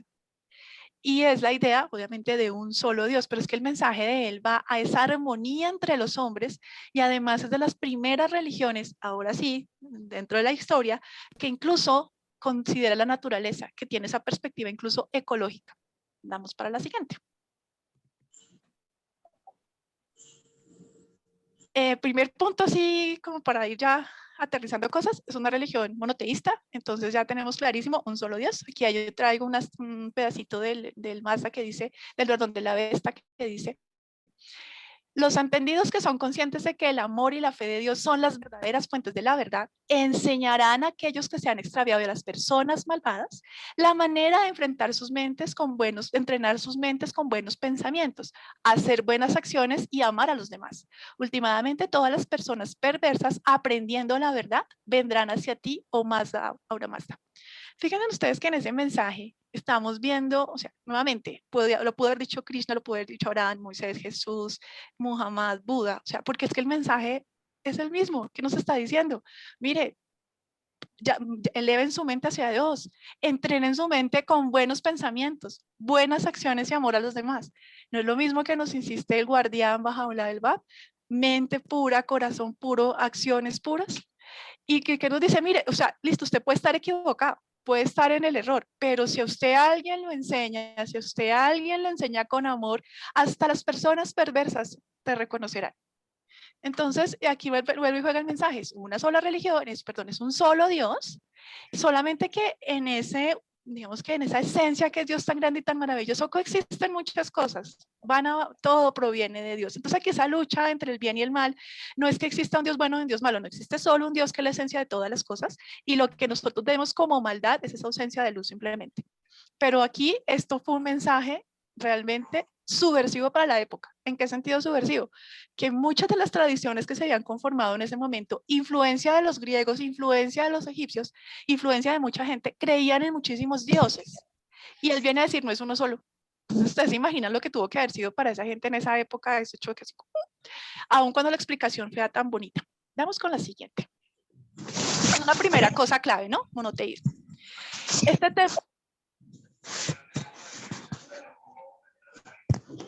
Este tema del bien y del mal es un tema también que llama mucho la atención porque estas ideas de esta entidad buena o mala, esta lucha, algunos dicen que proviene aquí desde Zoroastro, pero hay una anotación que quisiera hacer que me parece muy importante. Y es que así como en todas las religiones, incluso nosotros también sabemos que en el Fe Bahá'í también pasó, hay uno que otro detractor, hay uno que otro que le da por irse por otro ladito. Y entonces aquí también sucedió.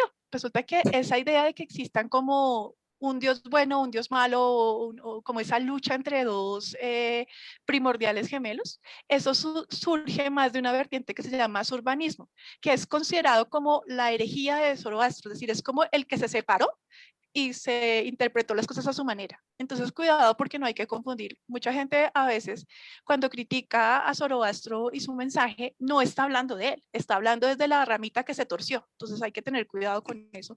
Así como también pasa en las buenas familias, en todas las religiones, siempre ha habido alguien que estando muy cerca a la manifestación, por alguna razón se desvió el camino y entonces genera este tipo de confusiones. Pero el mensaje aquí no, esto no es un conflicto entre dos dioses, no, es un solo Dios, existe solo un Dios, y todo lo demás que vemos son, digamos que hace parte, digamos, es Dios que está uno solo, y las cosas que estamos viendo, cada apariencia de separación, están dentro de ese gran Dios, no es que existan dos. Es una primera cosa que vale la pena ahí, ajustar. Vamos para la siguiente. Que no se adoren imágenes. Entonces, ¿de dónde viene esto? Pues porque todas esas tradiciones y culturas que se empezaron a mezclar y que habían tenido tanta influencia, pues allá sí se adoraban imágenes, becerros, estatuas, bueno, en fin. Y pues aquí, a diferencia de todas esas religiones, aquí no se va a hacer eso, ni tampoco hay ídolos, ni ese tipo de cosas. Las representaciones de Ahura Mazda son simplemente, digamos que no son consideradas como ídolos, son símbolos.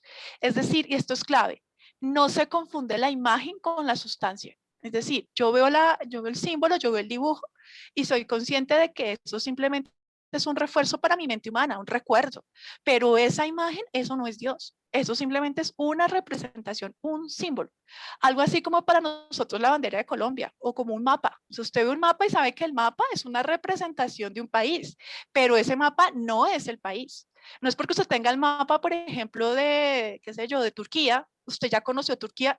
No, ese mapa simplemente es una representación gráfica. Para usted conocer Turquía, tiene que irse para Turquía y vivir Turquía. Entonces, aquí es lo mismo. Esos símbolos son solo representaciones. Eso no es la sustancia. Entonces, eso es importante como clarificar. Vamos por la siguiente. Entonces, aquí vamos a ver los principios, que eso me parece también bien bonito. Entonces, los principios del zoroastrismo. Pensamiento adecuado, vía recta, buen imperio, como un buen gobierno de uno mismo, serenidad, inspiración, integridad, mentalidad progresiva. O sea, miren que son unos principios, o sea, ya cuando uno los ve en español, porque cuando uno los ve en su idioma, como que qué raro, pero cuando uno los ve en español, uno dice, pues es que tiene todo el sentido. O sea, a la larga, si uno mira variaciones sutiles de la interpretación, pero básicamente es una estructura, pues hay que comportarse bien, hay que estar tranquilos, hay que ser honestos, hay que ser correctos en la vida, hay que ser coherentes, pues es los principios básicos de esta religión. Vamos con la siguiente. Antes de que se me duerman, se me aburre. Ya hemos explicado un poquito el culto al fuego sagrado, pero de todas maneras vale la pena recordarlo acá. El fuego sagrado simboliza, bueno, una cosa, antes de que Zoroastro llegara, ya se hacían rituales de fuego sagrado. Eso no fue una cosa que instauró Zoroastro, ya existía el culto al fuego sagrado. Sin embargo, cuando vamos a entender desde el punto de vista Zoroastro el fuego sagrado, vamos a entenderlo como un símbolo de la fuerza divina, de la espiritualidad y la pureza. Un símbolo quiere decir que simplemente es un recordatorio, pero que eso no es la esencia. Y el fuego es puro, el fuego calienta, el fuego ilumina, el fuego transmuta. Entonces, justamente ahí está como esa analogía. Hay un manuscrito de Clavis Artis, donde se representa a Zoroastro, perdón, con una salamandra, que se relaciona a ese animal con el fuego también. Digamos que el fuego, desde el punto de vista de Zoroastro, ya lo vimos que es un símbolo, y lo que va a hacer simplemente es que va a recordarte que el fuego de Dios disipa la tiniebla y la ignorancia. O sea, cuando se enciende un fuego, así sea una vela, esa vela inmediatamente ilumina todo el espacio, por grande que sea el espacio. Entonces, eso es lo que simboliza el fuego. Y por eso para ellos no es solamente encender el fuego, es orar con el fuego encendido, como ese símbolo justamente de la divinidad. Vamos con la siguiente. Ok, gracias. Bueno, aquí vemos un templo, una representación de un templo justamente, y pues vemos que justamente para ellos el ritual del fuego ocupa un lugar muy importante, porque es el mecanismo justamente también para hacer la meditación, para hacer la oración y para entrar en contacto como con esa idea de espiritual y de pureza. Vamos con la siguiente. Gracias. En realidad, el fuego en la práctica religiosa zoroastriana es un símbolo de la luz que representa los principios esenciales de su religión. La luz que disipa las tinieblas de la ignorancia, la representación simbólica de la justicia y el orden ritual, el fuego cósmico de la creación y el fuego destructor que pondrá fin a todo lo creado para restaurar un orden perfecto. Si lo vemos, lo que hizo Zoroastro en ese momento histórico fue actuar como fuego, es decir, restaurar el orden de lo que ya las anteriores manifestaciones habían dejado, pero que por la naturaleza del ser humano se había perdido. Entonces este fuego consume lo que no debe estar y restaura el orden perfecto. Ahí está pues un poco el simbolismo también del fuego sagrado. Vamos con la siguiente. Las oraciones. Esta parte también es súper bonita y yo creo que vamos a conectar muy bien también nosotros. En el zoroastrismo se ordena a los creyentes que hay que hacer plegarias, algo así como las oraciones obligatorias de nosotros, y se hacen durante el día.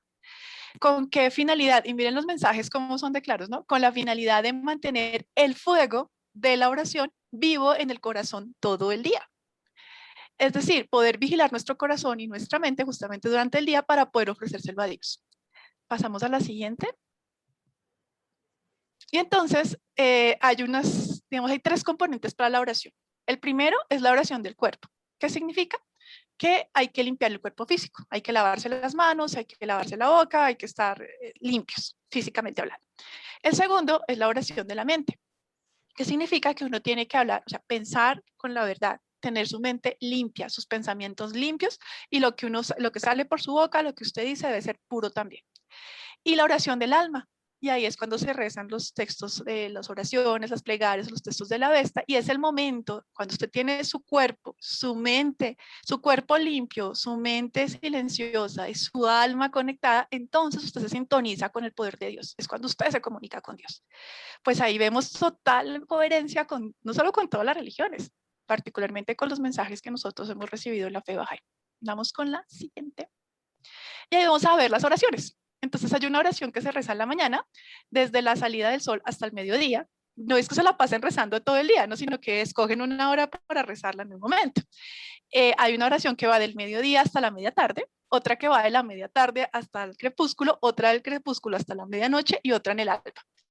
O sea, nosotros tenemos tres oraciones obligatorias y podemos escoger la chiquita, la mediana o la larga. A ellos les tocaba una cada rato, o sea, no era de que usted escoge cualquiera y una sola, no, casi que todo el día estaban haciendo oración. Y además había otras que se hacían en eventos especiales. ¿Qué los invito a considerar?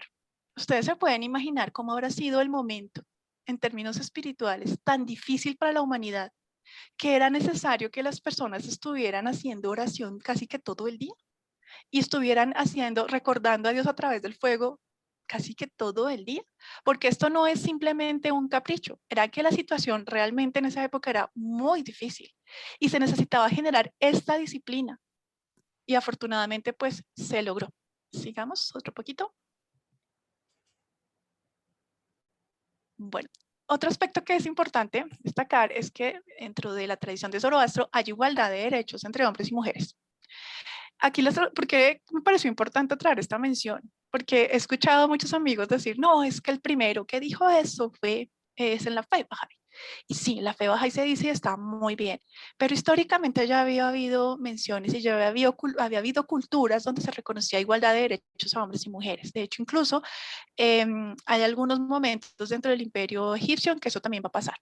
Pero aquí, en el caso de Zoroastro, es evidente, incluso en el mismo Avesta.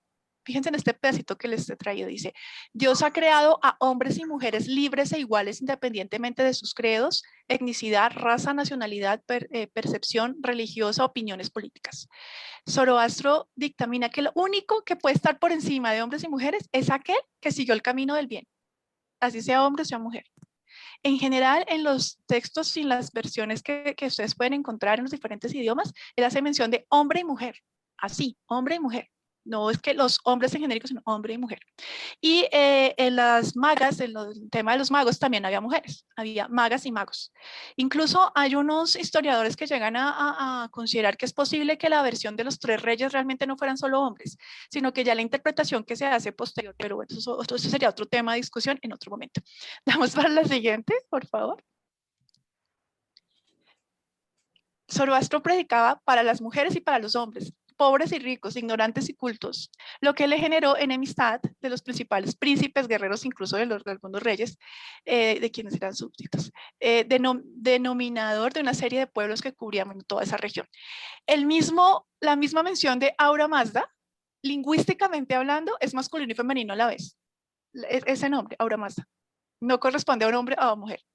Entonces ya de entrada uno está viendo la coherencia, ¿no? en todo el mensaje. Y es muy interesante de todas maneras porque para algunos historiadores consideran que la primera declaración de derechos humanos de la historia de la humanidad la hizo Zoroastro. Vamos con la siguiente diapositiva. Y aquí pues entra en escena varios de estos emperadores que de verdad que les invito a que curiosen un poco la historia de ellos. Una de las cosas, les cuento, cuando empecé a conocer la fe Bahá'í, una de las cosas que a mi mamá me llamaba la atención era poder entenderla en contexto. Y cuando uno empieza a leer lo que tiene que ver con el imperio persa es realmente fascinante. Aquí les voy a hablar de Ciro el Grande, de Ciro II. Yo no sé cuántos de ustedes lo identifican, porque es que en el imperio persa hubo una colección interesante de Ciros y Daríos, entonces hay que tener cuidado de no confundirlos. Ciro II, Ciro el Grande, era un rey zoroastriano de la dinastía aqueménida muy importante. Por eso de alguna manera dice, mire, es que la primera declaración de los derechos humanos sucedió con Zoroastro, cuando él dice hombres y mujeres son iguales y disfrutan de los mismos derechos en una sociedad libre y responsable, las superioridades de hechos honrados solamente. ¿Qué pasa con Ciro y por qué Ciro llega a ser tan importante? Fíjense que la influencia que va a tener Zoroastro sobre Ciro, el mensaje, la religión, fue tan importante que incluso cuando ustedes revisan lo que tiene que ver con la Biblia, particularmente con los judíos, se hace mención a Ciro en varias oportunidades. Ciro, dentro de su gobierno, digámoslo así, fue uno de los emperadores de los reyes persas más, si se quiere, como más sensato, cuando la palabra será condescendiente, como más sensato dentro de lo que él proponía. Una de las cosas interesantes, y es desde el punto de vista de los judíos, es que en el primer reinado de Ciro, lo que se dice es que Dios inspiró a Ciro para que hiciera un decreto, para que promulgara un decreto que permitiera justamente que se reconstruyera el templo de Jerusalén. Y eso va a ser sumamente importante, porque lo que dicen, mire, ese edicto que Ciro firmó, que permitía construir el templo de Jerusalén, va a permitir, digamos, va a hacer que él pase a la historia, pero además también va a permitir que los judíos vuelvan a su tierra, va a permitir toda una serie de eventos muy importantes, incluso le va a permitir a los judíos justamente ese derecho de reconstruir su templo y de alguna manera renovar también su fe. Entonces, la historia lo que nos dice es que Ciro recibió esa inspiración de Dios. Ahora, en la historia, en los libros de historia no dicen, digamos, en qué creencia religiosa, pero entonces ustedes ya lo saben, Ciro era zoroastriano. Y su corazón era un corazón, a él se le reconoce como un gobernante, sí, estricto y todo, pero que hizo muchas cosas muy importantes para su imperio. Cuando él, por ejemplo, no obligaba a la gente a cambiar de religión, él les permitía a las personas conservar sus tradiciones. Hizo unas estructuras organizacionales muy importantes, las satrapías, que se van a mantener en el tiempo. Y los principios bajo los que él gobernó eran los principios de Zoroastro. Entonces ya ustedes van a entender por qué el periodo de Ciro el Grande pasa a la historia, es tan importante, e incluso su tumba es todavía un sitio importante históricamente hablando. Vamos a la siguiente diapositiva.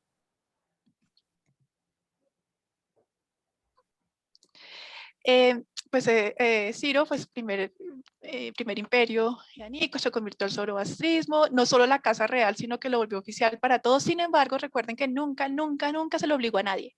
O sea, estaba la posibilidad, si querían, pero aquí una característica tanto en Zoroastro como en Ciro es que no se le obligaba a la gente a dejar su tradición. Y permitió pues a los judíos que estaban allí cautivos volver a Canaán y construir su templo. Eso es un evento muy importante dentro de la historia. Y es una cosa que se resalta. La mayoría de emperadores, reyes, cuando invadían un pueblo y lo tomaban y tomaban a los esclavos, tomaban a las personas como prisioneros de guerra, los sometían a sus religiones, los sometían incluso a su idioma, los sometían a sus tradiciones. Una de las cosas que vamos a ver acá es que ni Ciro el Grande ni Darío el Grande hicieron eso. Y pues ahí tenemos la influencia en ambos casos de Zoroastro. Vamos con la siguiente diapositiva. ¿Cómo se puede definir entonces el mensaje de Zoroastro? Se puede definir como que hay que tener buenos pensamientos, buenas palabras, buenas acciones. Nuevamente, a la práctica. Hay que pensar bien, hay que amar al prójimo, pero hay que ir a la práctica también.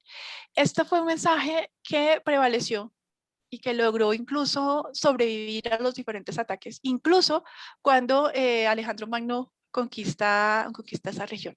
Entonces, desde el primer mago hasta que se destruyó Persia, todos estos años el zoroastrismo prevaleció, y ese fue un mensaje muy claro, muy contundente, muy práctico, que transformó vidas, incluso un imperio completo. Vamos a la siguiente.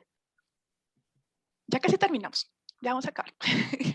Bueno, aquí es una referencia nuevamente a los magos, al origen de los magos. Ellos vienen desde la antigua Edad Media y pues hacían prácticas religiosas funerarias. Sin embargo, cuando la tribu se convierte al Zoroastro, a la religión de Zoroastro, el mensaje como que cambia y ya se elevan a la condición de sabios, de científicos. Son personas que estudian, que conocen, pero no solamente la sabiduría del intelecto, sino también la sabiduría del corazón. De allí la importancia de ellos. Y también la anotación que hacemos al principio de los reyes de Oriente, que conservan esta profecía que les dice que Zoroastro va a volver tiempo después y que lo van a reconocer por una estrella que va a venir de Oriente, y entonces ellos parten en búsqueda justamente de el Salvador. Pues ya sabemos a quién se hace referencia. Entonces, la siguiente diapositiva. Uno de los preceptos principales de la religión de aquellos magos era la igualdad de todos, al margen de diferencias de sexo, raza o religión. Vamos con la siguiente, que esa también ya lo hemos mencionado bastante. Bueno, entonces vamos al periodo, ya estamos hablando del periodo después de Zoroastro y pues ya nos dimos cuenta por qué es considerado un reformador. Su mensaje era altruista y conciliador. Nunca buscó, someter a nadie ni por la fuerza ni obligarlo a nada. El mensaje es muy sencillo, es muy claro y va a influir en muchas religiones. Hay una cosa aquí clave también, es que desde el punto de vista del análisis ya antropológico, esta es una de las primeras religiones que habla de la naturaleza, que incluye la naturaleza, incluye temas ecológicos, ese respeto por la naturaleza y por la vida humana, la vida vegetal, la vida animal y la vida mineral. Listo, sigamos. Eso es una cosa que también a veces pasa uno desapercibido. En la Avesta, que es el texto, se puede apreciar justamente la importancia de la verdad. Para los zoroastrianos la verdad es un motor fundamental en su vida, es muy estricto. Desde muy pequeños se les enseña a las personas a decir la verdad y a obrar con coherencia a la verdad, y los castigos pues son bastante fuertes. Uno de los elementos claves de este mensaje de Zoroastro es recordar constantemente la unidad entre Dios y el hombre. O sea, que el hombre no está separado de Dios, que Dios habita en su corazón y que estamos unidos a Dios. Vamos con la siguiente. Bueno, aquí ya viene la explicación del simbolito. Me imagino que ustedes han visto el simbolito en la presentación y en muchos lugares, y de pronto se preguntan, bueno, ¿y eso qué es? Entonces se llama el Farabajar y es un símbolo muy importante. Recuerden, símbolo. Y hay pues una razón de ese símbolo. Conserva algunos elementos que que van a ver ustedes también en alguna simbología en Egipto y Mesopotamia. Sin embargo, para el caso digamos, ya de Zoroastro en particular, este simboliza la guía o el camino a seguir por el alma en la vida hasta llegar a la unión con Dios. Actualmente el Farabajar representa el propósito de la vida de cada ser humano. El alma que se alza hacia el cielo, que va hacia Dios en búsqueda justamente de esa comunión perfecta con Dios. Vamos a la siguiente para entender un poquito mejor. Entonces, miren, la primera parte, que es la personita que está ahí, el Señor, es esa figura que se encuentra justamente en el centro del círculo, es la de un hombre maduro y anciano, que quiere representar la sabiduría de la edad. O también puede representar a Frabajis, que es el espíritu semejante a un ángel de la guarda, en este caso. El 2, que ustedes ven son las alitas, pues son dos alas justamente, poseen 3 plumas principales y otras. Eso simboliza los buenos pensamientos, las buenas palabras y las buenas acciones, que ya nos dimos cuenta es el mensaje central de Zoroastro, las 2 alitas. Vamos con la siguiente, con la tercera. El tercero, que es la parte de abajito del símbolo, ahí está representado como las cosas que son como que van hacia abajo, las cosas no tan buenas, la mala reflexión, las malas palabras, las malas acciones, lo que nos ata como a la tierra, como hacia abajo. El 4, que son esos buclecitos, esas dos patitas que tienen allí, representan las fuerzas positivas y las fuerzas negativas, ese equilibrio que hay. El primero, los bucles, se dirige hacia la cara y el último está constituido hacia la parte de atrás. Esto indica que tenemos y debemos continuar siempre hacia adelante y alejarnos del mal, dejar lo malo atrás y siempre mirar hacia adelante. Vamos con la siguiente, que ya es la parte final, la 5. El anillo, el circulito, que simboliza la eternidad del universo, la naturaleza eterna del alma, porque es un círculo que no tiene fin. El sexto, que ustedes ven que él tiene un circulito en la manito, entonces una de las manos va hacia arriba, lo que indica que solo hay una dirección hacia arriba, hacia Dios. Y la otra mano tiene un anillo que se interpreta de alguna manera como un anillo de bodas, como la unión entre Dios y el hombre, la fidelidad, incluso la lealtad entre Dios y el hombre. Listo. Entonces, fíjense ustedes que hasta eso que ustedes van a verlo en los edificios, lo van a ver en los libros y en muchos lugares, es un símbolo, un recordatorio al inconsciente de ese mensaje, del mensaje esencial de la religión como tal. Vamos con la siguiente. Bueno, aquí era una pregunta que me han hecho cada vez que hablo de Zoroastro, que llama mucho la atención. Una es el fuego y la otra es esta. Y es lo que tiene que ver con las torres del silencio. Yo no sé si ustedes sabían qué es eso, pero les voy a contar porque siempre es una cosa que genera un poco de controversia y como que, ¡ay, qué susto! Las torres del silencio, esta imagen que ustedes ven acá es de una necrópolis, una ciudad situada a las afueras de Irán. Y ahí ven ustedes las torres del silencio, que es la estructura que está en la parte superior, allá encima de la montañita. Lo que sucede es que en la religión de Zoroastro, ¿qué pasaba con los muertos? Resulta que cuando una persona fallecía, entonces la desnudaban completamente y la llevaban a estas torres del silencio y las dejaban allí, las ataban al piso y las dejaban allí para que los buitres, las aves carroñeras y los efectos ambientales se encargaran justamente digamos, de retirar la piel, todo lo que fuera la piel y los órganos de ese cuerpo, hasta que quedaban solamente los huesos, y cuando quedaban solamente los huesos, se guardaban en como una especie de bóvedas que hay ahí en la misma torre, se van dejando ahí junto con cal. Claro, eso es una cosa que para nosotros es difícil, o sea, y mucha gente dice, pero ¿cómo se les ocurre hacer eso? ¡Qué locura! Dejar los cadáveres ahí al sol y a la lluvia, a la intemperie de las aves. ¿Cuál es la explicación? Lo que pasa es que para los zoroastrianos, mientras que el cuerpo, mientras que uno está vivo, es porque el alma está ahí. Y mientras el alma está en el cuerpo, ese cuerpo es sagrado y puro. Pero una vez el alma sale, el alma se va cuando la persona muere, trasciende, el cuerpo queda vacío, es una materia que se vuelve impura, que se va a descomponer y que además desde el punto de vista de ciertas tradiciones, los espíritus, digámoslo así, no tan buenos, los demonios, lo que sea, se van a tomar ese cuerpo. Entonces, la perspectiva de los zoroastrianos es que si ese cuerpo se quema, van a contaminar el ambiente, van a contaminar el aire con una sustancia que es impura. Y que si ese cuerpo se enterraba, iban a contaminar la madre tierra con una sustancia que es impura. Y desde la perspectiva de ellos, el aire y la tierra son sagrados. Entonces, por eso ellos ni queman a los muertos ni entierran a los muertos, sino que los dejan en estas torres del silencio. Damos para la siguiente, por favor. Aquí vemos, digamos, una fotografía ya de la torre en la parte superior.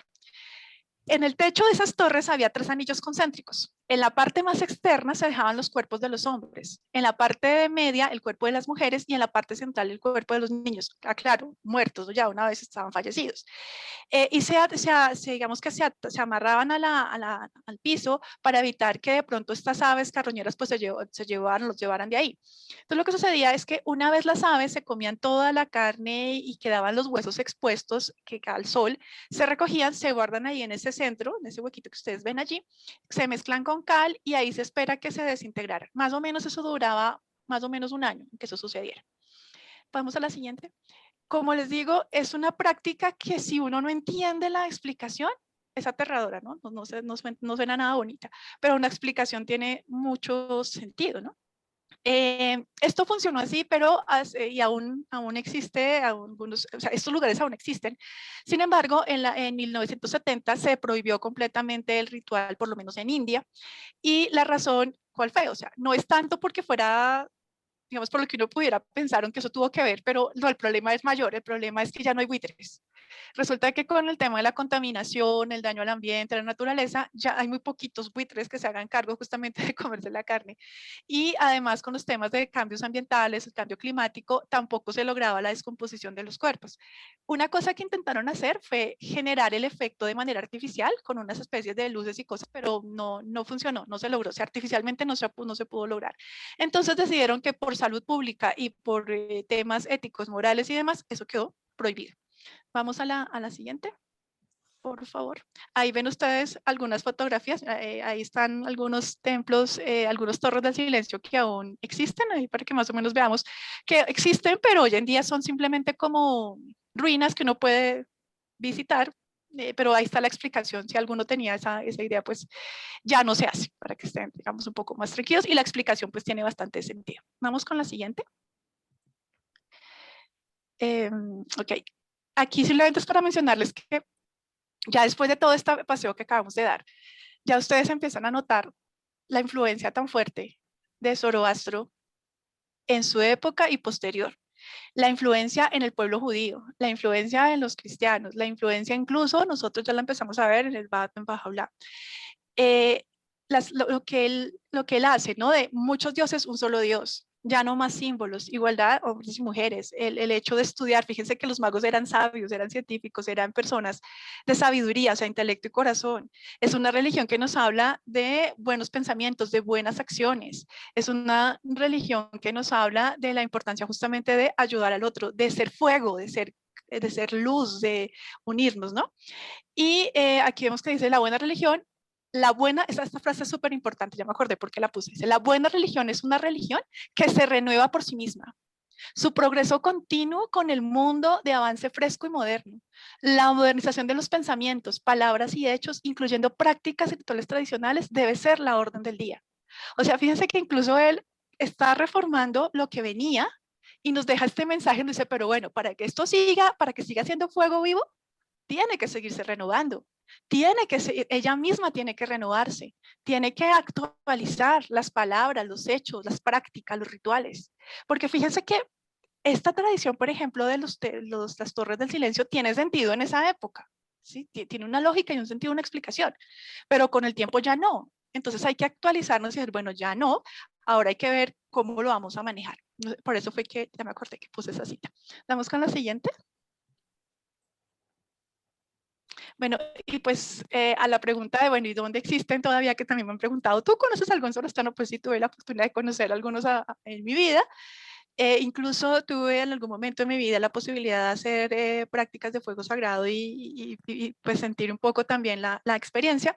Hoy en día pues lo vamos a ver que todavía hay en Irán, en India, en Australia, en Estados Unidos. De hecho, hace poco se inauguró un templo.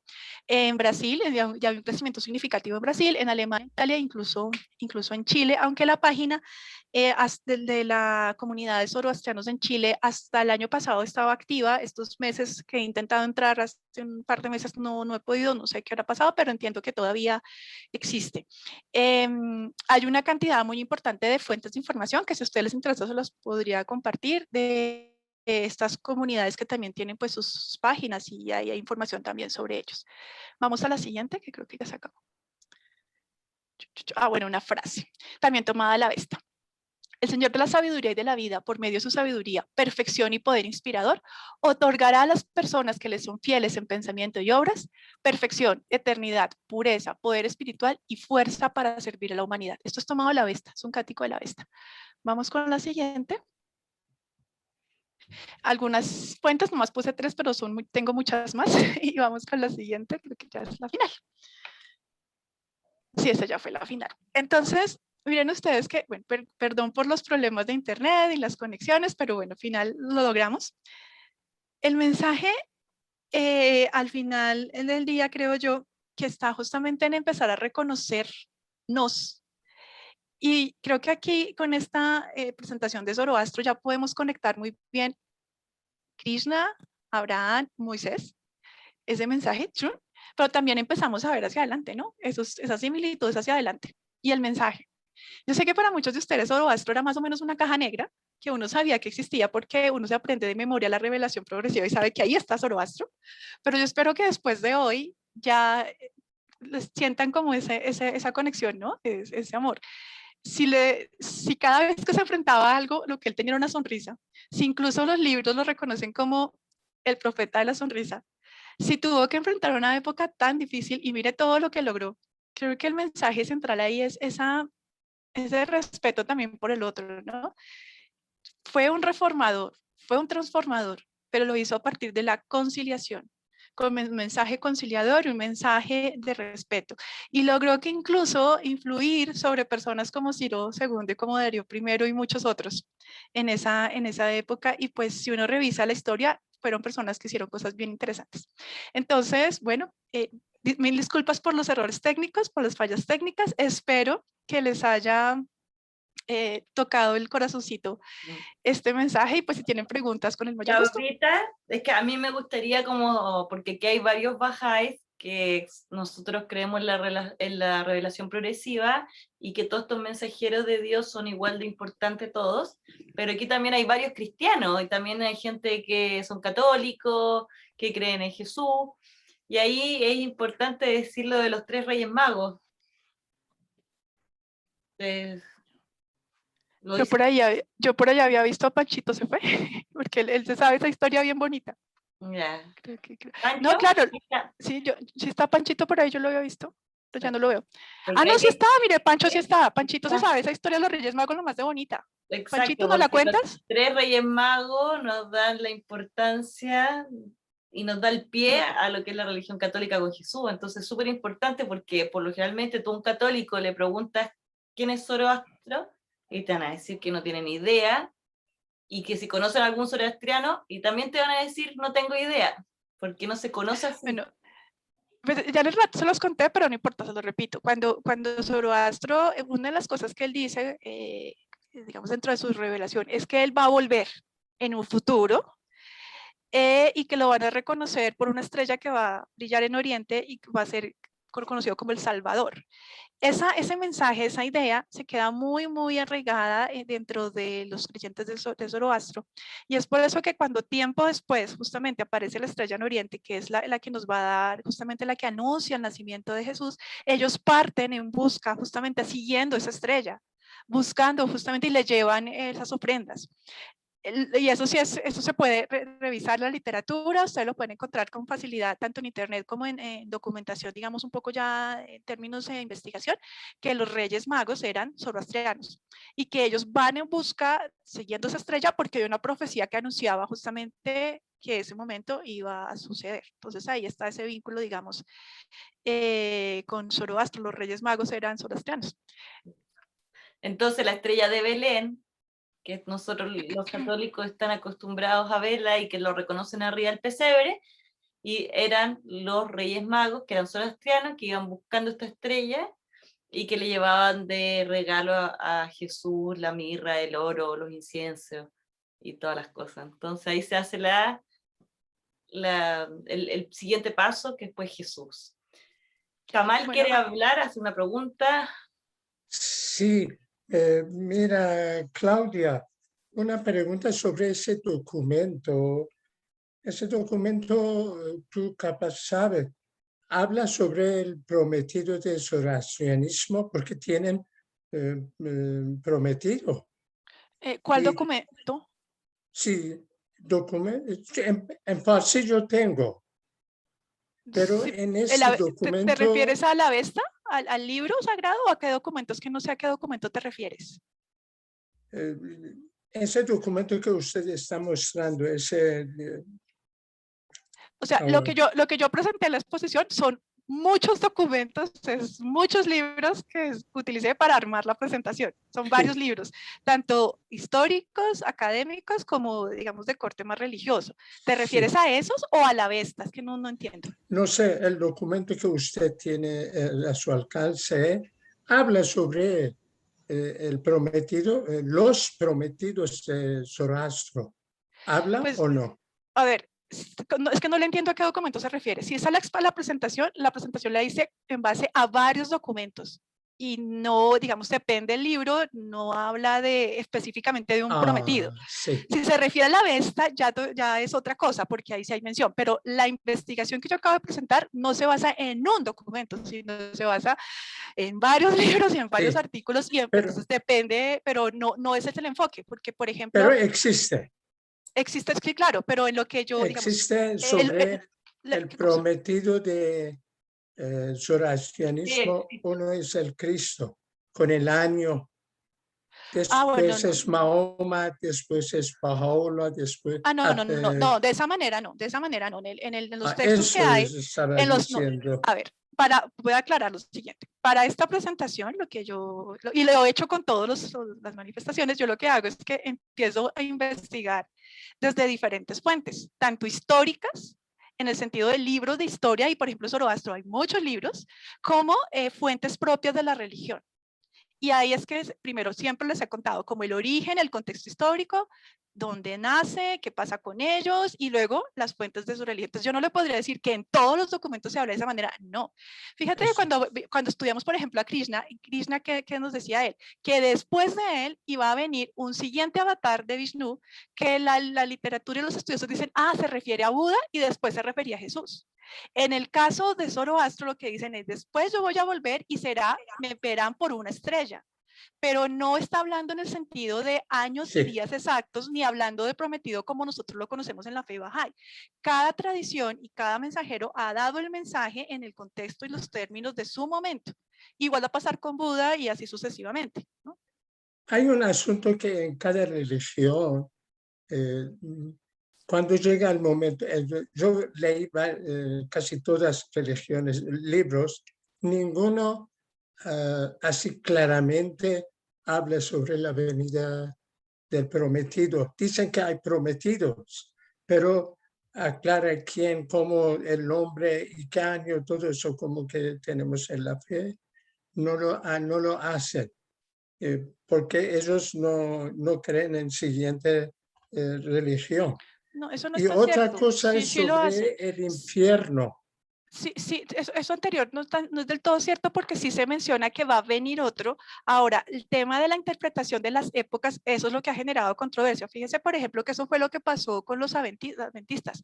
Cuando se ponen a hacer las cuentas de cuándo iba a venir la segunda venida de Cristo, justamente por la forma en que se interpretan los textos fuera de contexto, a ellos les dio una época, un año, un lugar, un día, solamente que lo ubicaron en Estados Unidos porque vivían en Estados Unidos. Y el hecho sucedió efectivamente, pero ya sabemos que no fue en Estados Unidos. Es que el tema aquí es que cuando una manifestación dice que va a volver, la manera en que lo expresa, pues ellos lo dicen con claridad porque ellos sí lo saben. El problema es nuestra mente humana, cómo lo interpreta y lo que hace con esas interpretaciones. De allí, por ejemplo, que en algunas religiones no se acepte o se vea como una herejía cuando se habla de otra manifestación, porque las interpretaciones que hacen cada uno es dentro de su contexto y muchos asumían que ese prometido iba a venir dentro del contexto de su religión y en su mismo país o contexto, y por resulta que no es así. Entonces ahí también hay que ver quién lo está diciendo y cómo se hicieron los análisis de los años. ¿Por qué es tan difícil calcular, por ejemplo, o saber cuándo nació Zoroastro? Porque es que cada cultura tiene su calendario. Cada uno tenía su manera de contar los días. Entonces, a veces, cuando uno intenta hacer esos cálculos, tiene que saber uno muy bien a qué se estaban refiriendo con las épocas. En lo que usted tiene en español, ¿sí?